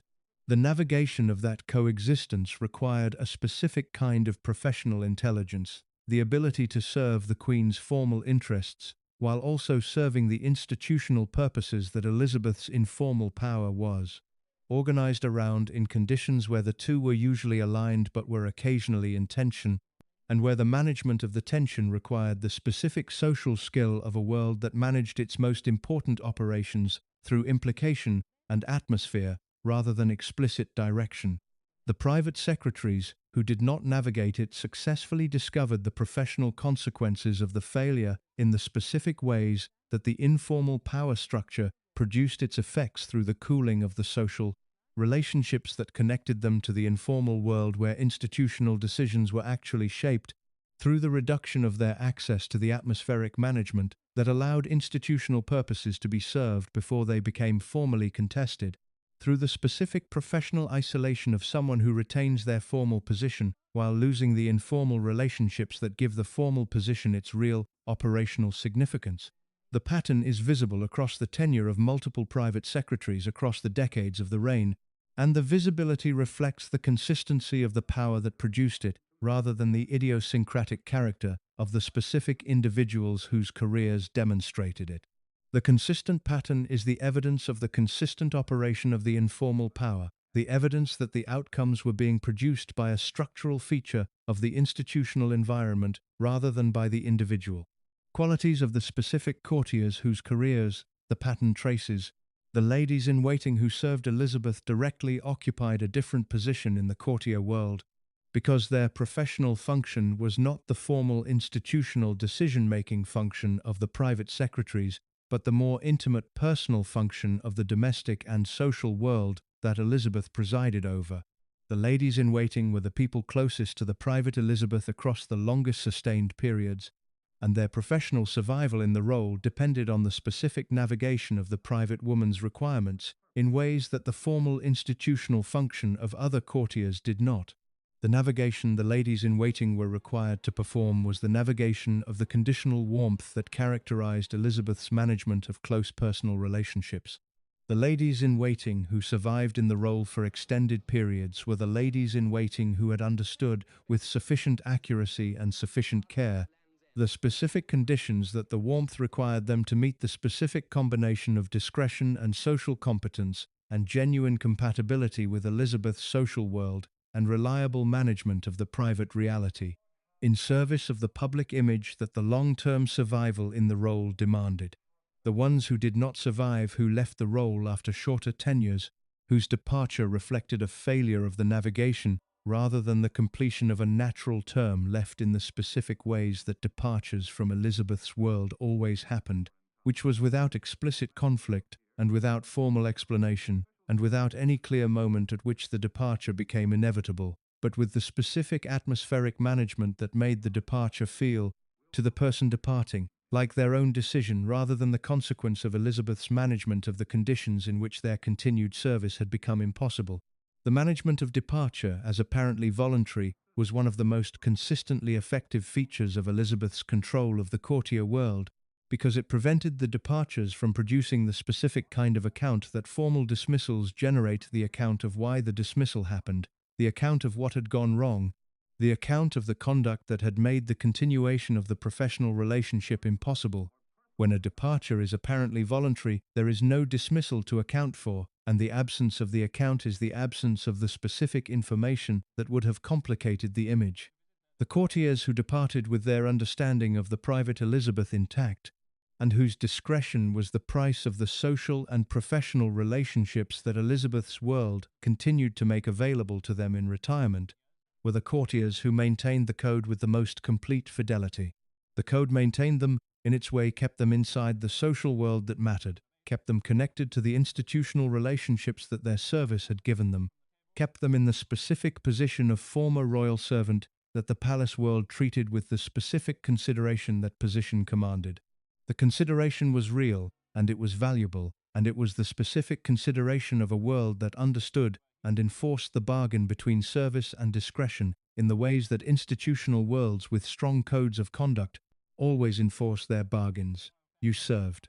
You maintained the silence. The world maintained its consideration of you. The bargain was clear. The enforcement was consistent. The courtiers who accepted the bargain maintained it. The courtiers who did not found that the consideration was withdrawn with the same quiet precision that characterized every other withdrawal in Elizabeth's management of the world around her.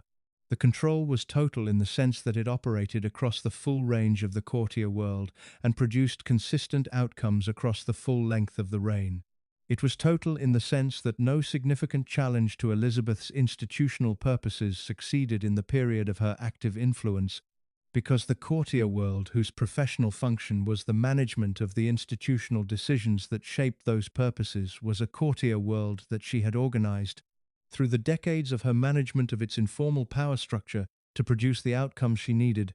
The Queen governed formally. Elizabeth governed informally. The governance was simultaneous and was mostly aligned, and was the product of the most sophisticated management of informal institutional power that the 20th century British monarchy produced. The courtiers served both. The ones who served both well survived and prospered in the specific ways the palace world made available to the people who served it well. The ones who served only one, or who served the formal power in ways that conflicted with the informal one, discovered that the palace world's management of their professional fate reflected the understanding of where the real power resided, that the accurate mapping of the relevant landscape had always required. Elizabeth's control of the courtier world was the infrastructure of everything else she accomplished: the campaigns, the myth management, the cultivation of the Queen's instincts, the specific institutional outcomes that the full account of her life documents. All of these operated through the courtier world she had organized around her informal power, and the organization of that world was the most sustained and the most consequential management operation of the entire 8-decade career. It operated invisibly. That was its defining quality and its primary source of effectiveness. The courtiers, who were controlled, did not experience the control as control. They experienced it as the natural operation of the social world they inhabited and the professional relationships they maintained. The naturalness was the management's most sophisticated feature and its most durable achievement. The palace world she left behind was a palace world whose informal power structure had been shaped by 60 years of her management of it. The shaping outlasted her. The courtiers who had been formed by the management she conducted continued to operate within the framework the management had produced long after the management itself had ended.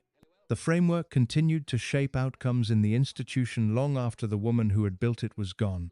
That is the measure of the control's depth. It built the world. The world continued to run on what it had built after the builder was no longer there to run it.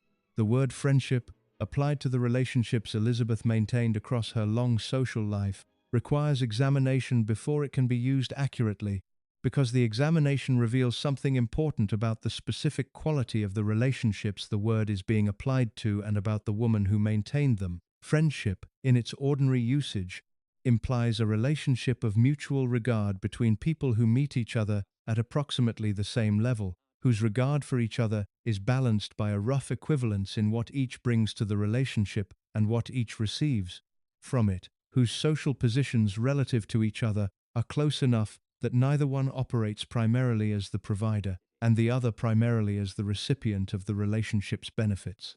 Elizabeth's relationships, examined across the full span of her social life, were not friendships in this ordinary sense. They were something else, something that used the vocabulary of friendship and the emotional warmth that friendship is supposed to generate, but that were organized around an asymmetry that the warmth covered and that the vocabulary obscured. The asymmetry was not random or incidental. It was the consistent feature of every significant personal relationship Elizabeth maintained across the decades of her public life, and its consistency reflects the specific quality of the woman who maintained it rather than the specific qualities of the individual relationships in which it appeared. She was always the dominant party, not in the aggressive, visible way that dominance in relationships sometimes takes, not through the explicit exercise of authority or the obvious deployment of social superiority, in the specific, subtle, consistent way that a person whose entire social world has always been organized around their centrality becomes dominant in relationships without appearing to exercise dominance at all, because the dominance is simply the natural expression of the position they have always occupied and the social world that has always organized itself around that position. The people who were her closest social companions across the widowhood decades were people who provided specific things that she found valuable: entertainment, warmth, the particular quality of engaged social interaction that she found energizing, and who received in return the specific thing that proximity to Elizabeth made available, which was the social validation of being inside the circle of the most socially significant woman in the relevant world and being known to be inside it. The exchange was real for both parties. She genuinely enjoyed the company of the people she kept close. They genuinely enjoyed proximity to her. The enjoyment was genuine on both sides, and the relationships had emotional content that was real rather than performed. But the structure of the exchange was always the same. She received the specific social nourishment she needed from the relationship, and they received the specific social positioning that proximity to her provided, and the relationship was organized around that exchange rather than around the kind of mutual regard that operates independently of the social value of the proximity. The racing world provided the context in which the closest approximation to genuine friendship was available to Elizabeth, partly because the racing world's social organization was sufficiently different from the palace world's that the normal asymmetry of the palace social exchange was somewhat reduced. The men and women who populated the racing world at its highest levels were people of substantial independent standing, owners with their own wealth, trainers with their own professional reputation, figures of consequence in the sport who did not need proximity to Elizabeth to validate their social position in the way that the palace world's occupants needed it. The relative equality of standing made the relationships in the racing world the ones in which something closest to genuine friendship was available, and the accounts of people who observed Elizabeth in the racing world consistently describe a woman who was more relaxed, more genuinely herself, more present in the specific way that people are present when the performance of their social position is somewhat suspended than the woman who appeared in the more formally managed contexts of the palace world. The relaxation was real. The relationships it produced were warmer and more mutual than the palace world's relationships, in the specific sense that the people on the other side of them were genuinely interacting with Elizabeth rather than primarily being in the presence of her position. But even in the racing world, the asymmetry was not entirely absent. It was reduced. It was not eliminated. The woman who owned the horses and held the title was always, in some operative sense, the woman whose presence in the relationship determined the relationship's conditions, even in the contexts where the conditions were most relaxed and the management most suspended. The women who were described as her closest female companions across the decades of the widowhood, the ladies-in-waiting who became genuine social companions as well as professional associates, the aristocratic women who moved through the same social circuit and maintained sustained proximity to her across years of shared events and shared occasions, were women whose relationships with Elizabeth shared the consistent feature that the relationship's maintenance depended primarily on what they provided to her, rather than on what she provided to them. This is not the same as saying that she provided nothing. She provided warmth, access, social validation, the specific entertainment value of her own company, which was considerable. She was genuinely good company in the way that the public image accurately described the humor, the ease, the specific quality of engaged social interaction. These were real things, and they were experienced as real by the people who were the recipients of them. What she did not provide, in any of the relationships, the available record documents, was the specific kind of mutuality that genuine friendship requires, the specific quality of attention to the other person's needs and the other person's inner life and the other person's claims on the relationship, that operates independently of what the other person's presence provides to you. She was attentive to the people who were useful to her in the specific way that social intelligence is always attentive. She read them accurately. She responded to what they needed from her in the ways that kept them inside the circle. She managed the warmth they received with the precision that the management of the social world around her always required. The attention was skilled, and the warmth it produced was genuine enough to feel like the attention of someone who cared about the other person as a person rather than as a social function. The feeling was the product of the skill rather than the evidence of the mutuality that the skill was producing. The feeling of the distinction is the central distinction in the accurate description of the relationships the word friendship is being applied to, and it is the distinction that the people inside those relationships were least equipped to identify clearly, because the skill that produced the feeling of mutuality was the same skill that made the identifying of its absence difficult. A woman who makes you feel genuinely seen and genuinely valued and genuinely cared about is a woman who has given you something real, even if the seeing and the valuing and the caring are organized around what you provide to her, rather than around who you are independently of what you provide. The real thing that was given was real. The structure that organized the giving was the structure of dominance rather than equality. The structure was invisible to most of the people inside it, because the warmth covered the structure in exactly the way that the smile covered everything else that Elizabeth needed to be invisible. The people who experienced the warmth experienced it as the warmth of genuine friendship. Some of them maintained the feeling across decades of the relationship without identifying the asymmetry that the warmth was covering. The ones who did identify it, who had some specific experience that made the structure visible in a way the warmth could not cover, are the ones whose accounts of the relationship describe, with varying degrees of explicitness, the specific quality of the imbalance they had identified.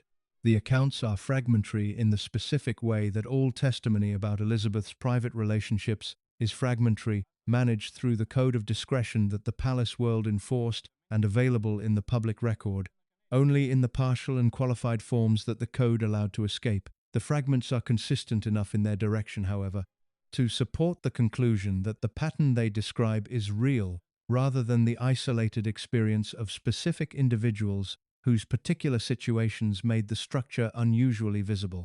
The pattern is the pattern of relationships that were described as friendship and experienced as friendship, and that were organized beneath the warmth and the genuine enjoyment and the real emotional content around an asymmetry that was never acknowledged, and that the skill of the person whose dominance it expressed made very difficult to identify clearly. The specific quality of that asymmetry, in relationship after relationship across the full length of Elizabeth's social life, was the quality of a woman who received the nourishment that the relationships provided and who managed the conditions of the relationships in ways that ensured the nourishment continued, without ever being in the position of genuine vulnerability. That mutual friendship requires the position of needing something from the other person in a way that gives the other person the power that need creates. She was never in that position. The needs she had were needs she managed rather than expressed, met through the social world she controlled rather than through the specific vulnerability of asking directly for what she needed. The relationships around her were organized to provide what she needed without the asking, because the social world she had built across a century of careful management was a world that anticipated and provided what she required without the requiring ever becoming visible as a requirement. That is not friendship. It is something more comfortable and something less equal than friendship. It is the specific social arrangement of a woman whose position and whose management of the world around her position had made genuine friendship, the friendship of equals in mutual vulnerability, essentially unavailable.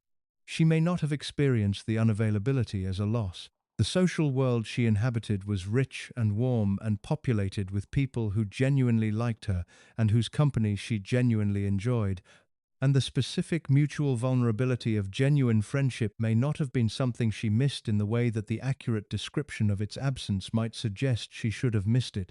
The woman who had resolved the tension between self and institution so completely and so early that the tension itself had ceased to be visible to her was also the woman who had resolved the vulnerability that genuine friendship requires into the managed social world that her resolution made possible. The resolution served her. The world it produced served her. The relationships it generated served her. They were simply not the relationships that the word friendship accurately describes. They were something else, something real and warm and sustained and genuinely enjoyed by both parties in the relationship, organized around the specific social world of a woman whose centrality in that world made equality with the people around her structurally impossible. The people around her accepted the inequality because the warmth was real and the access was real, and the social world she offered was the social world they wanted to be inside. She accepted the inequality because she had never experienced anything else, and because the alternative, the genuine vulnerability of a relationship between equals, was not something that the world she had built around herself had ever made available to her or required her to pursue. The friendships were what they were. They were hers. The British press's relationship with the royal family in the 20th century was one of the most complex and most consequential institutional relationships of the modern media era, and its complexity reflected the specific mutual dependencies that the relationship contained, the press needing the royal family for the content that royal coverage reliably generated, the royal family needing the press for the image management that public coverage made possible and that public criticism made necessary to manage. The relationship was never straightforwardly adversarial and never straightforwardly cooperative. It was the specific relationship of parties who needed each other and who therefore had to negotiate the terms of their mutual need with the sophistication that high-stakes negotiations between powerful parties require. Elizabeth navigated that relationship with a sophistication that went considerably beyond the formal press management operation that the palace's official communications function provided. The official operation was real and important, and managed through the formal channels of press secretaries and authorized photography and the specific access management that the palace controlled through its official processes. Elizabeth's contribution to the navigation of the press relationship was different from and more significant than the official operation, because it operated through the personal relationships she maintained with the specific individuals whose positions in the media world made them the most consequential players in the management of royal coverage. The editors, the proprietors, the senior journalists whose professional influence over their publication's approach to the royal family was sufficient to determine whether coverage was warm or cool, sympathetic or skeptical, focused on the charming image or the complicating reality. These were the people whose personal relationship with Elizabeth was the primary mechanism through which her management of the press relationship operated. And the personal relationships she maintained with them were relationships managed with the specific care and the specific precision that the relationship's institutional importance required.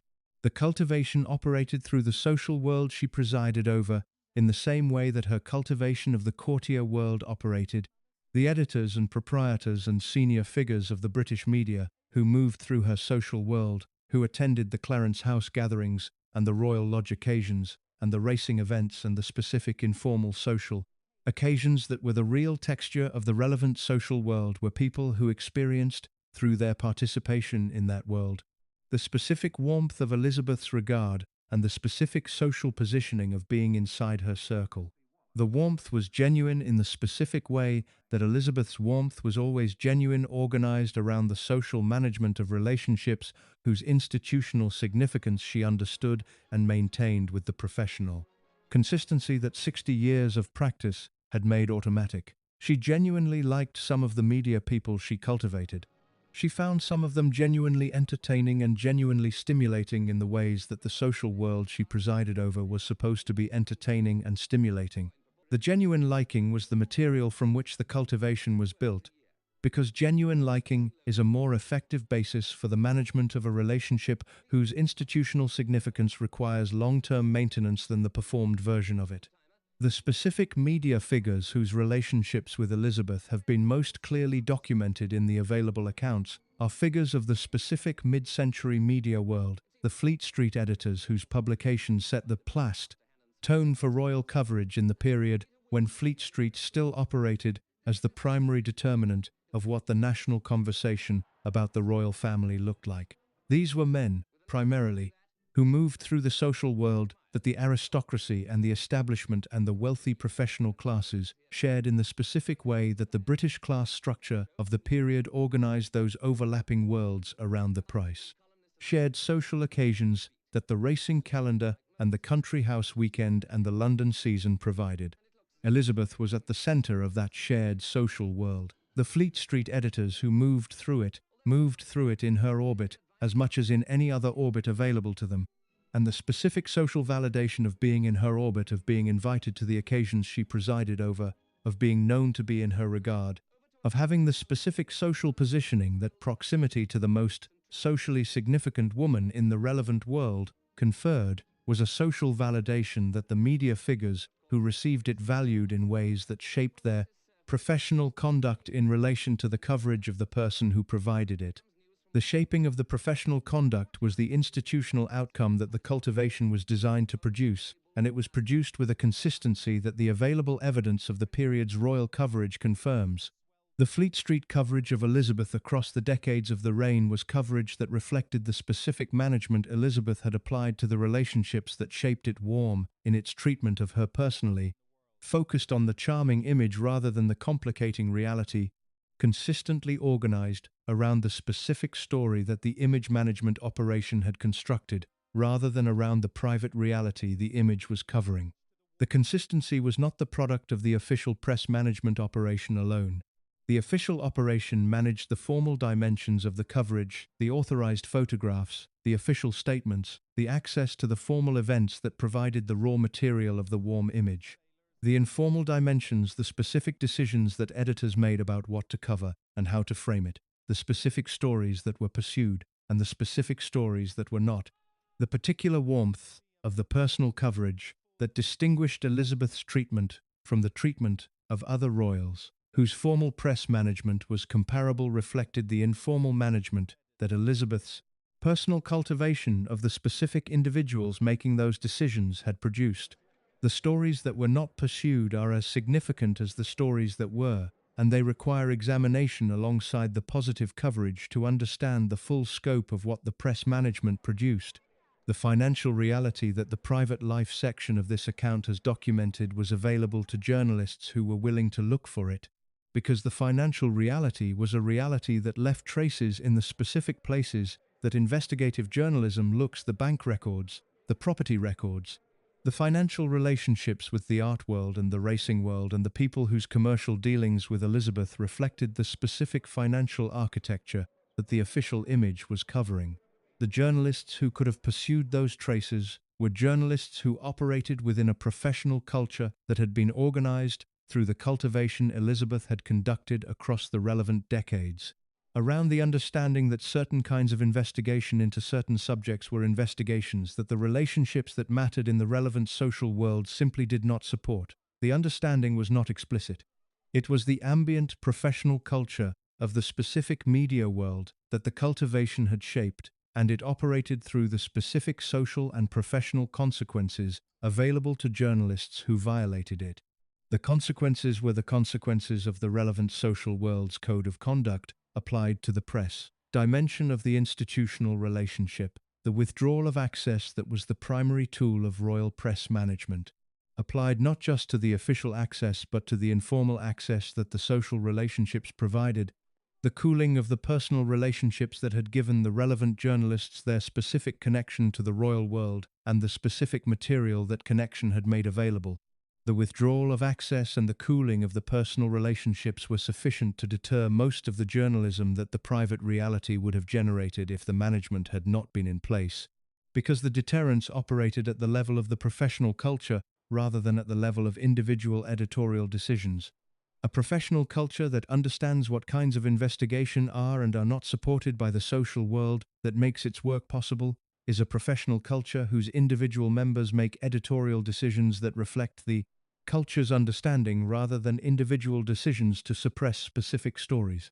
The individual decisions were not suppression in the formal sense.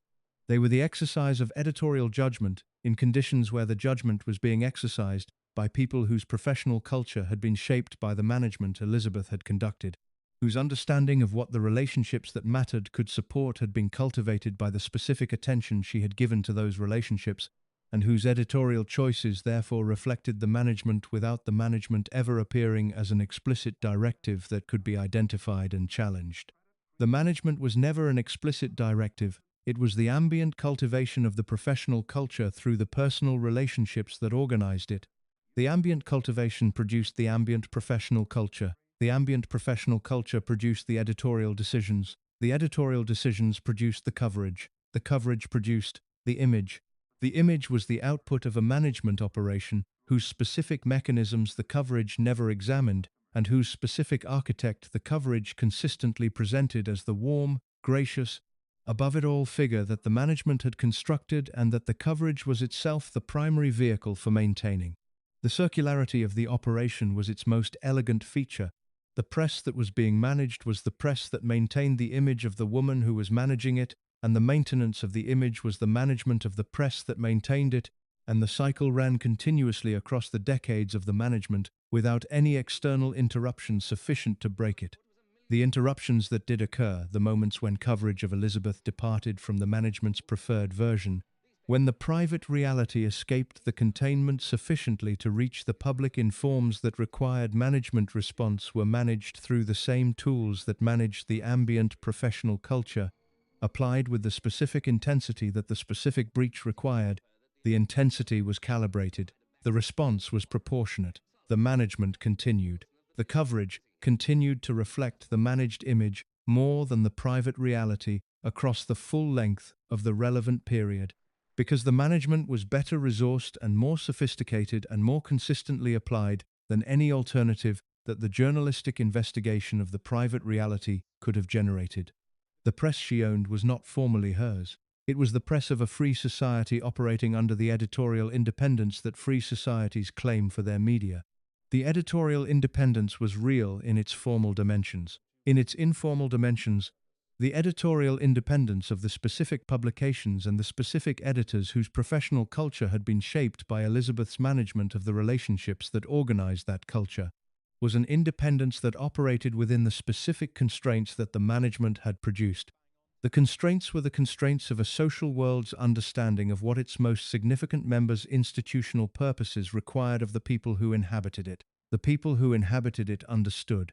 The understanding shaped the conduct produced the coverage maintained the image. She owned it in the way that the most powerful informal operator in a given social world owns the outputs of that world, not through formal control, not through explicit direction, but through the sustained, patient, sophisticated cultivation of the relationships and the culture and the ambient understanding that produced the outputs she needed without ever appearing to produce them herself. The ownership was invisible. The outputs were visible. the image held across a century. That is what the press she owned produced. Balmoral Castle sits in Royal Deeside in Aberdeenshire, in the specific stretch of the Scottish Highlands where the landscape is the landscape of the Highland clearances and the Victorian sporting estate vast, beautiful, organised around the pleasures of the wealthy in ways that the landscape's history makes both magnificent and melancholy simultaneously. The Queen Victoria, who had purchased the estate in 1852, had found in it the specific combination of remoteness and grandeur that the royal family's need for a private world that the London-centred institutional life could not provide required, and the subsequent generations of the royal family had maintained the finding with the consistency of an institution that had decided what Scotland was for, and had organised the Scottish dimension of its seasonal calendar around that decision. Scotland was for escape, not escape in the dramatic sense of flight from something intolerable, the London life, the official engagements, the constant management of the public-facing dimensions of the institutional role were not intolerable to Elizabeth in the way that they were sometimes intolerable to other members of the family. She was too skilled at the management and too genuinely engaged with the institutional purposes it served to find the management itself the burden that less institutionally oriented members of the family found it. Scotland was for the specific kind of release that a person whose life is primarily conducted in managed conditions requires, the release of the private world from the management that the public world requires, the suspension of the performance that the public-facing life demands, the specific freedom of being in a place where the landscape itself is so definitively outside the urban institutional world that the institutional world's requirements feel, for the duration of the visit, genuinely distant. The fishing is the element of the Scottish retreat that the public image most consistently emphasised, and it is worth examining the fishing as a metaphor before examining it as a practice, because the metaphor reveals something about what Scotland provided that the practice itself partially obscures. A woman standing in a river with a fishing rod is a woman in a state of patient, solitary engagement with a natural world that operates on its own terms, entirely independently of her preferences and her management skills, a world that does not respond to social intelligence or institutional authority or the cultivation of relationships, a world that simply is what it is regardless of what she brings to it. The fishing was, in this sense, the specific activity that most completely suspended the social management that defined every other dimension of Elizabeth's life. You cannot manage a river, you cannot cultivate a salmon. The patience that Elizabeth brought to the fishing was the same patience she brought to the long-term institutional campaigns, but applied in a context where the patience had no strategic function, where it was simply the condition of engagement with something that operated outside the framework of strategic management entirely.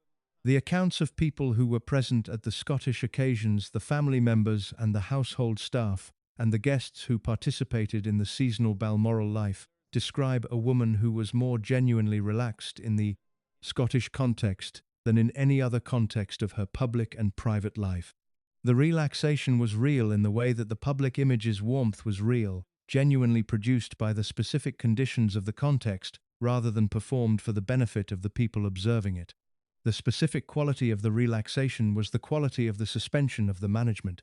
Not the suspension of the self. Elizabeth remained herself in Scotland, with the same qualities and the same appetites and the same fundamental orientation toward the world that she maintained everywhere.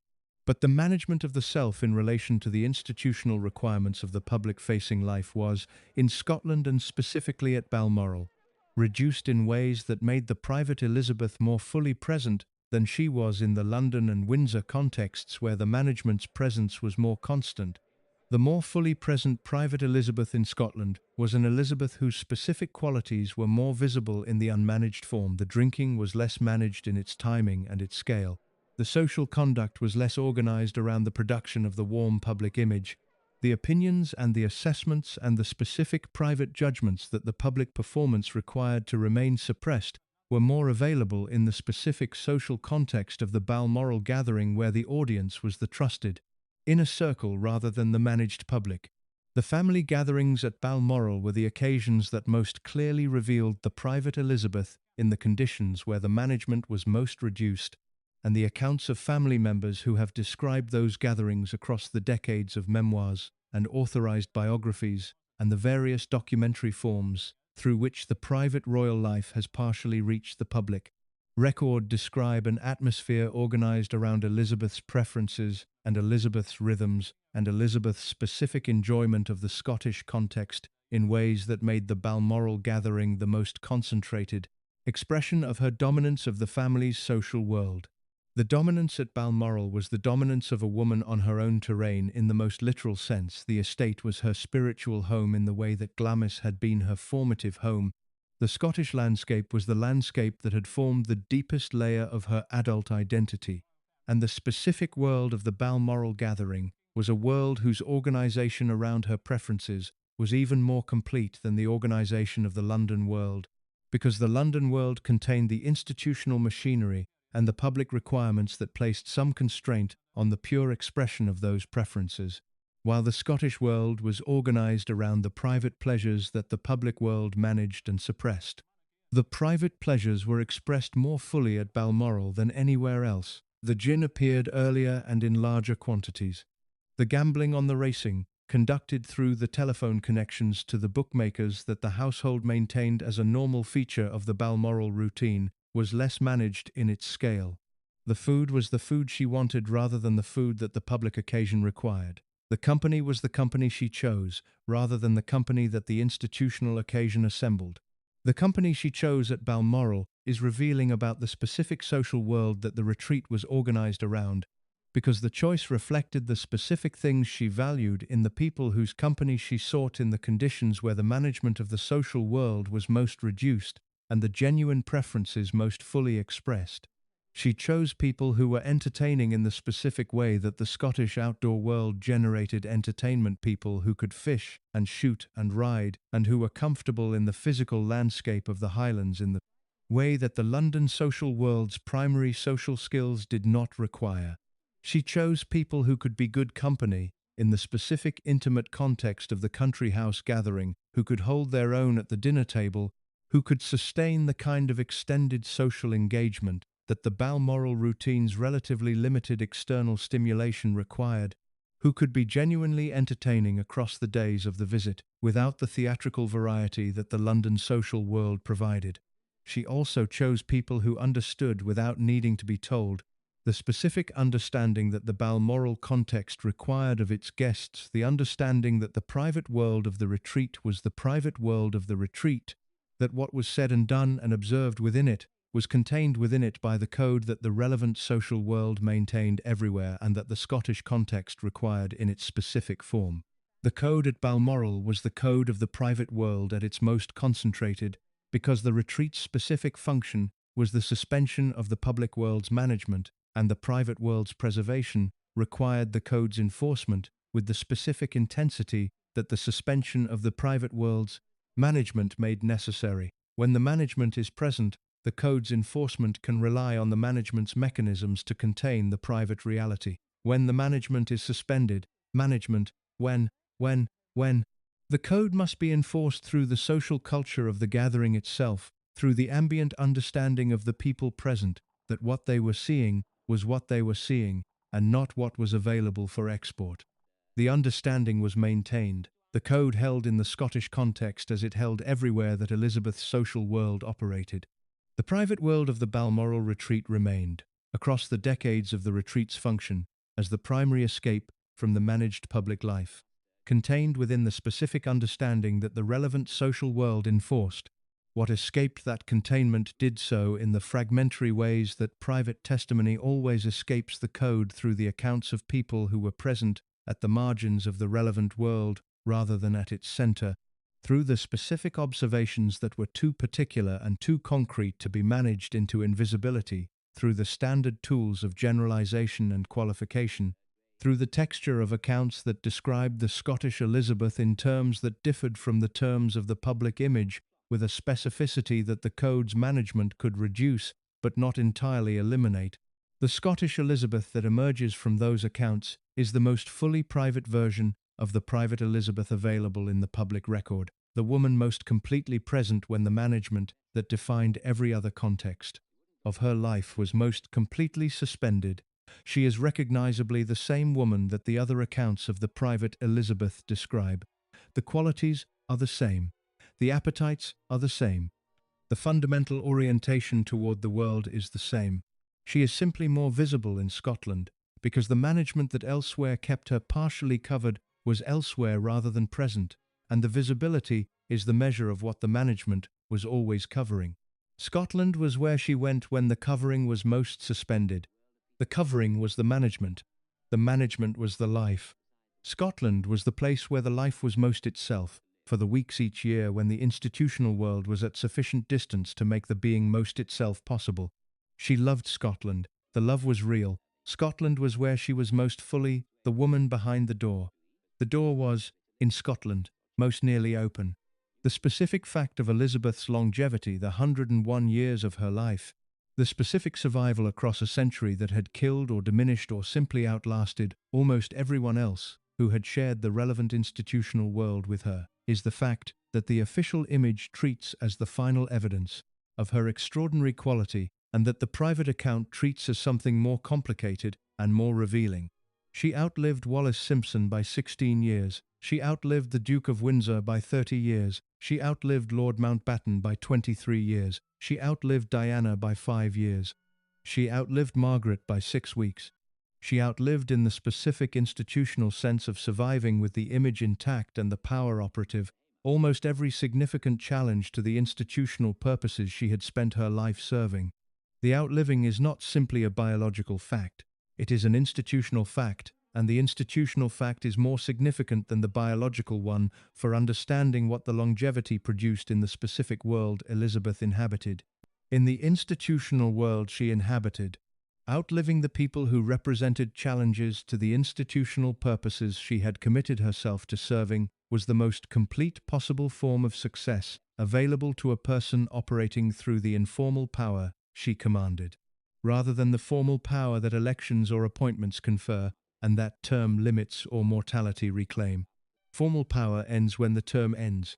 Informal power of the kind Elizabeth exercised ends when the exercise is no longer possible, when the person exercising it can no longer cultivate the relationships and manage the atmospheres and shape the institutional cultures that the exercise requires.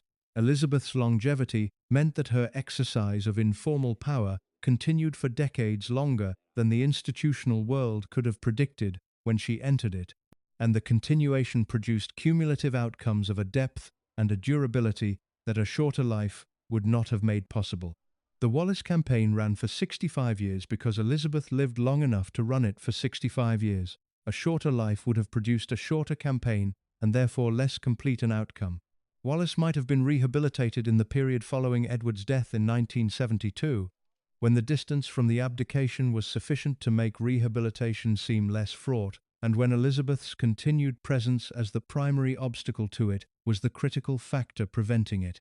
The rehabilitation was prevented. It was prevented because Elizabeth was there to prevent it. She was there because she lived long enough to be there. The pattern repeats across the full span of the campaigns and the institutional purposes that the campaigns served. The Mountbatten campaign produced its primary outcome, the Windsor name, rather than the Mountbatten name, on the royal house in 1952, early in the campaign's prosecution. But the campaign's secondary objectives, the reduction of Mountbatten's influence over Philip and through Philip over the institutional decisions of the reign, required the sustained prosecution that only her longevity made possible. By the time Mountbatten was killed in 1979, the sustained prosecution had been running for 27 years and had produced the cumulative reduction of his influence that the campaign was organized around achieving. The Margaret situation is the most painful dimension of the longevity's institutional significance, because the longevity that produced the institutional outcomes also produced the personal cost of a mother outliving a daughter whose adult unhappiness had been partly the mother's making. Margaret died in February 2002. Elizabeth died 6 weeks later. The 6 weeks were the period in which Elizabeth had outlived her daughter, the daughter whose happiness she had managed in service of the institutional requirements that her framework prioritized over the individual's claims. Whether the 6 weeks produced any private reckoning with the specific costs of the institutional management that had shaped Margaret's life is not something the available record addresses. The record says that Elizabeth received the news of Margaret's death with the composure that had always been her primary instrument, that she continued in the final weeks of her own life, with the dignity that the image required, even in the most private of its remaining contexts, and that she died on the 30th of March, 2002, at Royal Lodge, with the Queen at her side. The Diana outliving is the dimension of the longevity that the public record finds most difficult to examine directly, because the examination requires acknowledging the specific relationship between Elizabeth's institutional choices and the conditions of Diana's life and death in ways that the official image of the nation's grandmother makes uncomfortable.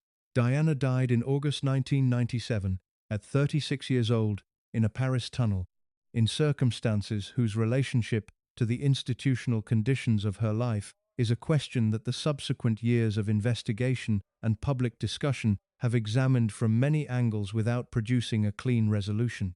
Elizabeth outlived Diana by 5 years. The 5 years were years in which the institutional machinery that Elizabeth had built and sustained continued to manage the legacy of the institution's relationship with Diana in the specific ways that the institution's interests required. The management of Diana's legacy after her death was the management of the final consequences of the institutional logic Elizabeth had applied to Diana's situation across the 15 years of the marriage. The logic in which the institutional requirements were the primary reference point and the individual's claims were assessed against those requirements rather than on their own terms. The legacy management was conducted within that logic. The outcomes it produced served the institution's interests in the same way that the Wallis management and the Mountbatten management and the Margaret management had served the institution's interests by containing the specific damage that the specific situation had produced and managing the containment in ways that prevented the contained damage from complicating the institutional image more than the institution could manage. Elizabeth's survival through 5 years of post-Diana institutional management meant that her influence over the management through the Queen, through the courtier world, through the informal power structure that her cultivation of the palace world had organized around her purposes, continued to operate in the management's shaping in the same way it had operated throughout the preceding decades. She did not manage Diana's legacy directly or explicitly. She managed the institutional environment within which the legacy was being managed, through the same informal instruments that had always produced her institutional outcomes, without appearing to produce them directly. The outcomes of the post-Diana period, the specific way the institution navigated the acute public crisis of the immediate aftermath, the specific management of the public's relationship with Diana's memory, the specific institutional responses to the various challenges that Diana's life and death had raised about the institution's conduct and its obligations to the people it consumed were the outcomes of an institution, operating within a framework that Elizabeth had been the primary cultivator of, in conditions where her continued presence meant that the cultivation was still active rather than simply historical. The century she outlived was the century that the institution she served had navigated, and the navigation had been shaped at every significant juncture by the informal power she had exercised from the position of the Queen's mother across the full length of the reign. The navigation had produced the institution's survival across a century of challenges that should, by the assessments of the people who underestimated the institution's resilience at various moments, have ended it. The survival reflected many things: the Queen's own qualities, the broader social and political conditions that sustained the monarchy through the period, the specific management of specific crises by the specific people whose professional function was the management. Elizabeth's contribution to the survival was not the only contribution. It was the most sustained and the most strategically significant of the informal contributions, and its significance was compounded by the longevity that allowed it to be applied consistently across a period longer than any comparable informal influence in the institution's modern history. She outlived her enemies. She outlived the challenges to the institutional purposes she had committed herself to serving. She outlived the people whose welfare she had managed in service of those purposes. She outlived, by the measure that institutional power uses for these things, the situations that had required her management and the people who had been managed in the managing of them. The outliving was not an achievement she pursued. She did not will herself to live 101 years in order to see her campaigns through to their conclusions.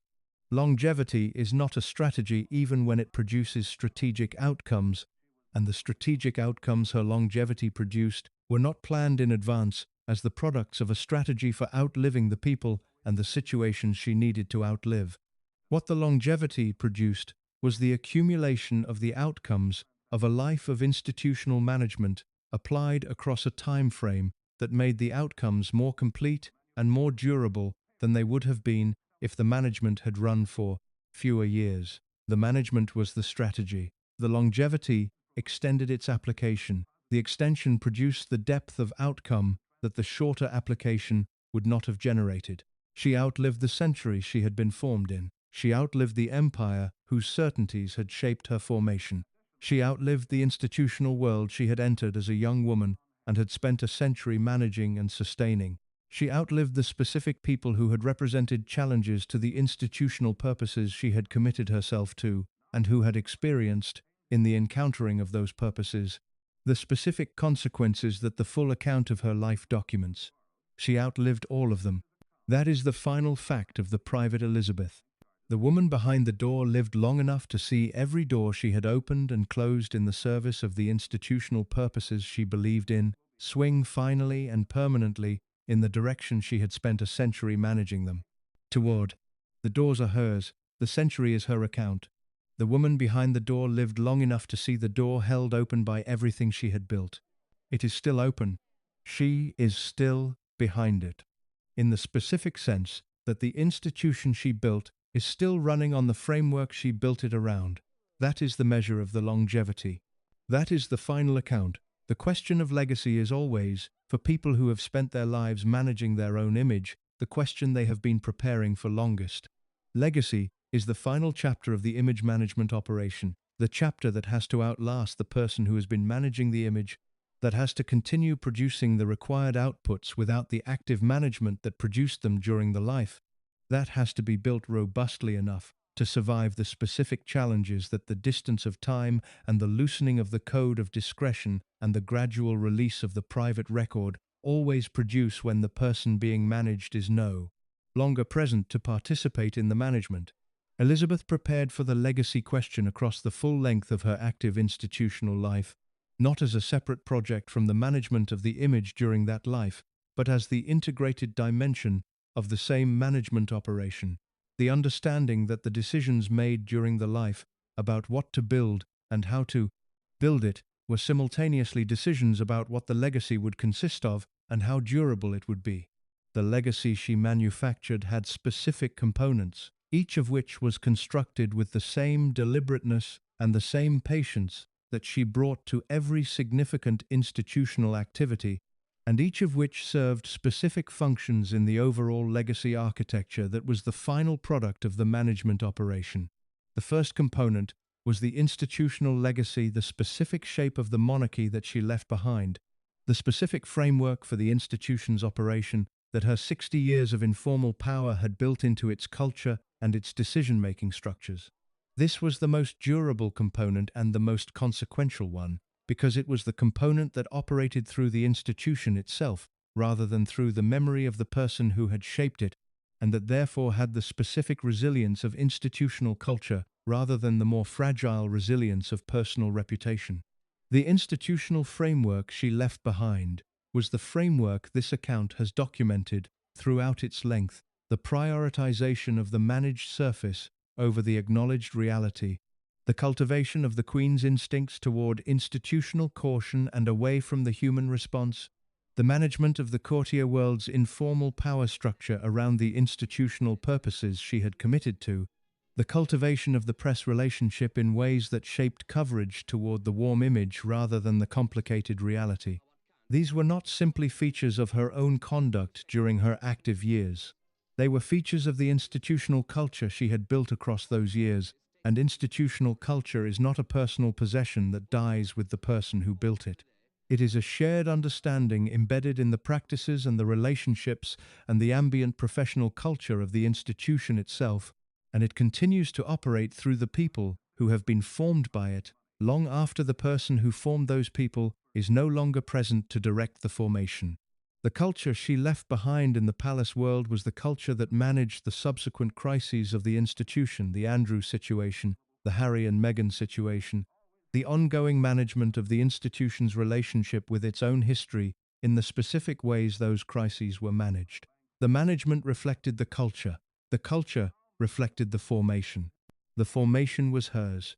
The second component of the legacy she manufactured was the specific narrative of her own life, the official account, the authorized version, the story that the management operation had spent 8 decades constructing and that the institutions and the people and the publications that constituted the legacy's maintenance infrastructure were organized to sustain after her death.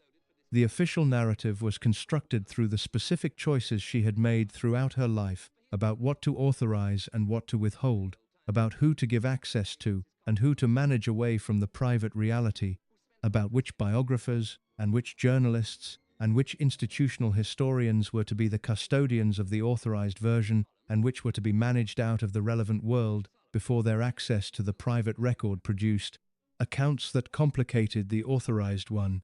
The custodians she chose were people whose understanding of what the authorized version required of them was as complete as the understanding of the courtiers who served her household, people who had been formed by the relevant social world and who understood, with the specific understanding that formation produces, what the authorized version needed them to say and what it needed them not to say, and what the distinction between the two required of them as the people whose accounts would constitute the primary historical record of her life. The custodians produced the authorized version. The authorized version became the dominant account. The dominant account shaped the public understanding of the legacy in ways that the private record this account has assembled represents the primary sustained challenge too. The challenge is only possible because the distance from the relevant period has loosened the code's enforcement sufficiently to allow the fragments that escaped the management to be assembled into the picture they constitute. The picture has always existed in the fragments. The management prevented the assembly during the period when the management was active. The management's reduced effectiveness in the present period is what makes the assembly now possible.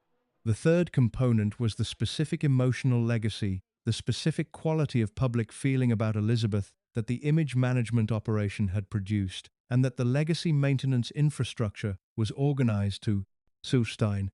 The emotional legacy was the nation's grandmother, the warm, gracious, beloved figure whose death had produced the genuine mourning of 200,000 people queuing in the cold at Westminster Hall, whose memory continued to generate the specific warm feeling that the British public reserved for the public figures it had decided were genuinely beyond reproach. The emotional legacy was the most fragile component of the overall legacy architecture because it was the component most vulnerable to the specific challenge that the honest account of the private life represents. An institutional culture can survive the revelation of the private reality of the person who built it, because institutional cultures have lives of their own that are separate from the reputations of their founders. An authorized narrative can survive challenges from competing accounts, because the authorized narrative has the institutional support of the people and the organizations that maintain it and that have interests in its maintenance that are independent of its accuracy. An emotional legacy, a public feeling organized around a specific image of a specific person, is more vulnerable to the honest account of the private life behind the image, because the emotional legacy depends on the image remaining the primary reference point for the public feeling, and the honest account of the private life complicates the image in ways that the other components of the legacy can absorb more easily. Elizabeth understood this vulnerability. The management of information about her private life across 8 decades was, among other things, the management of the emotional legacy's primary vulnerability, the specific protection of the image from the complicating information that would have reduced the warmth of the public feeling if it had been available to the public during the period when the feeling was being formed. The protection was successful during her lifetime. The emotional legacy was fully formed by the time of her death. The 200,000 people in the queue at Westminster Hall were the measure of its success. The fourth component of the legacy she manufactured was the specific physical legacy, the properties, the collections, the material accumulation of a century of institutional life that was organized through the estate management and the institutional inheritance mechanisms that the palace world made available for exactly this kind of resolution. The art collection that passed to the Queen, the racing horses that were dispersed, The contents of the houses that were catalogued and organized and absorbed into the broader institutional holdings that the royal family maintained.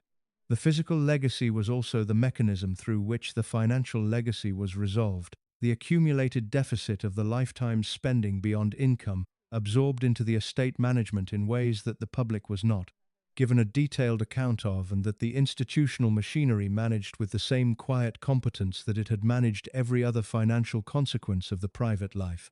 The resolution was clean, the image was not complicated by it. The gracious centenarian died, and the nation mourned, and the physical legacy was absorbed into the institutional holdings, and the financial reality that the physical legacy was resolving remained behind the door with everything else that the door had always been keeping.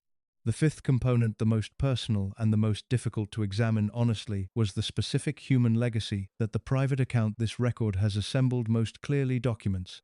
The human legacy was the people whose lives had been shaped by their encounter with Elizabeth's institutional purposes and the specific management those purposes had required her to conduct. The staff who had served her and whose treatment reflected the entitlement that a century of institutional support had produced. The people whose private relationships with her had been required to exist in the invisibility that the public image maintained. The people toward whom the spite had been directed across the decades of the campaigns and the settled judgments. The daughters whose maternal relationship's specific quality had shaped their entire adult lives in ways that the official image made invisible. The woman whose suffering the institutional framework had spent 15 years managing rather than addressing. These people were the human legacy, not the official one. They did not appear in the authorized version, or appeared in it only in the forms that the authorized version required, which were forms organized around the institutional purposes rather than around the honest account of what had been done to them in the service of those purposes. They are in this account. This account is the record of the human legacy that the manufactured legacy was organized to prevent from being the primary account. The manufactured legacy succeeded in its primary purpose. It made the official account the dominant account during the period when the management was active and the code was enforced, and the fragments that composed the honest account were contained rather than assembled. The honest account is assembled here, the fragments are here. The picture they compose is the picture of the woman behind the door, the woman whose legacy was manufactured to prevent this account from being the primary one, and whose legacy manufacture was successful enough that this account appears decades after her death rather than during the lifetime when the manufacture was at its most active. The delay is the measure of the manufacture's success. The manufacture's success is the measure of the capability that produced it.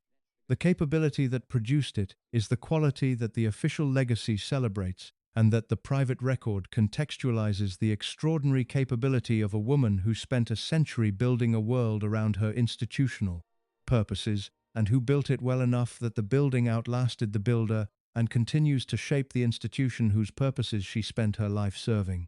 The institution is still standing, the legacy is still operative, the manufactured version is still the primary public account. This account is the alternative. The door is open. The woman behind it is the woman. Both accounts describe one with the warmth at the front and the cost behind it, the other with the cost at the front and the warmth behind it. Both are real. The manufacturer organized the official account around the warmth. The honest account is organized around both. That is the difference between the legacy she manufactured and the legacy she actually left. The legacy she actually left is everything this account has named.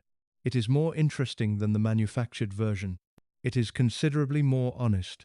It is what 101 years of extraordinary life, examined without the protection of the management that organized it around its own preferred account, actually produced. The door is open. The legacy is here. Thank you so much for watching until the end. If you loved this story, check out the other videos on your screen now. I think you'll really enjoy them. And don't forget to subscribe if you haven't already. See you in the next story.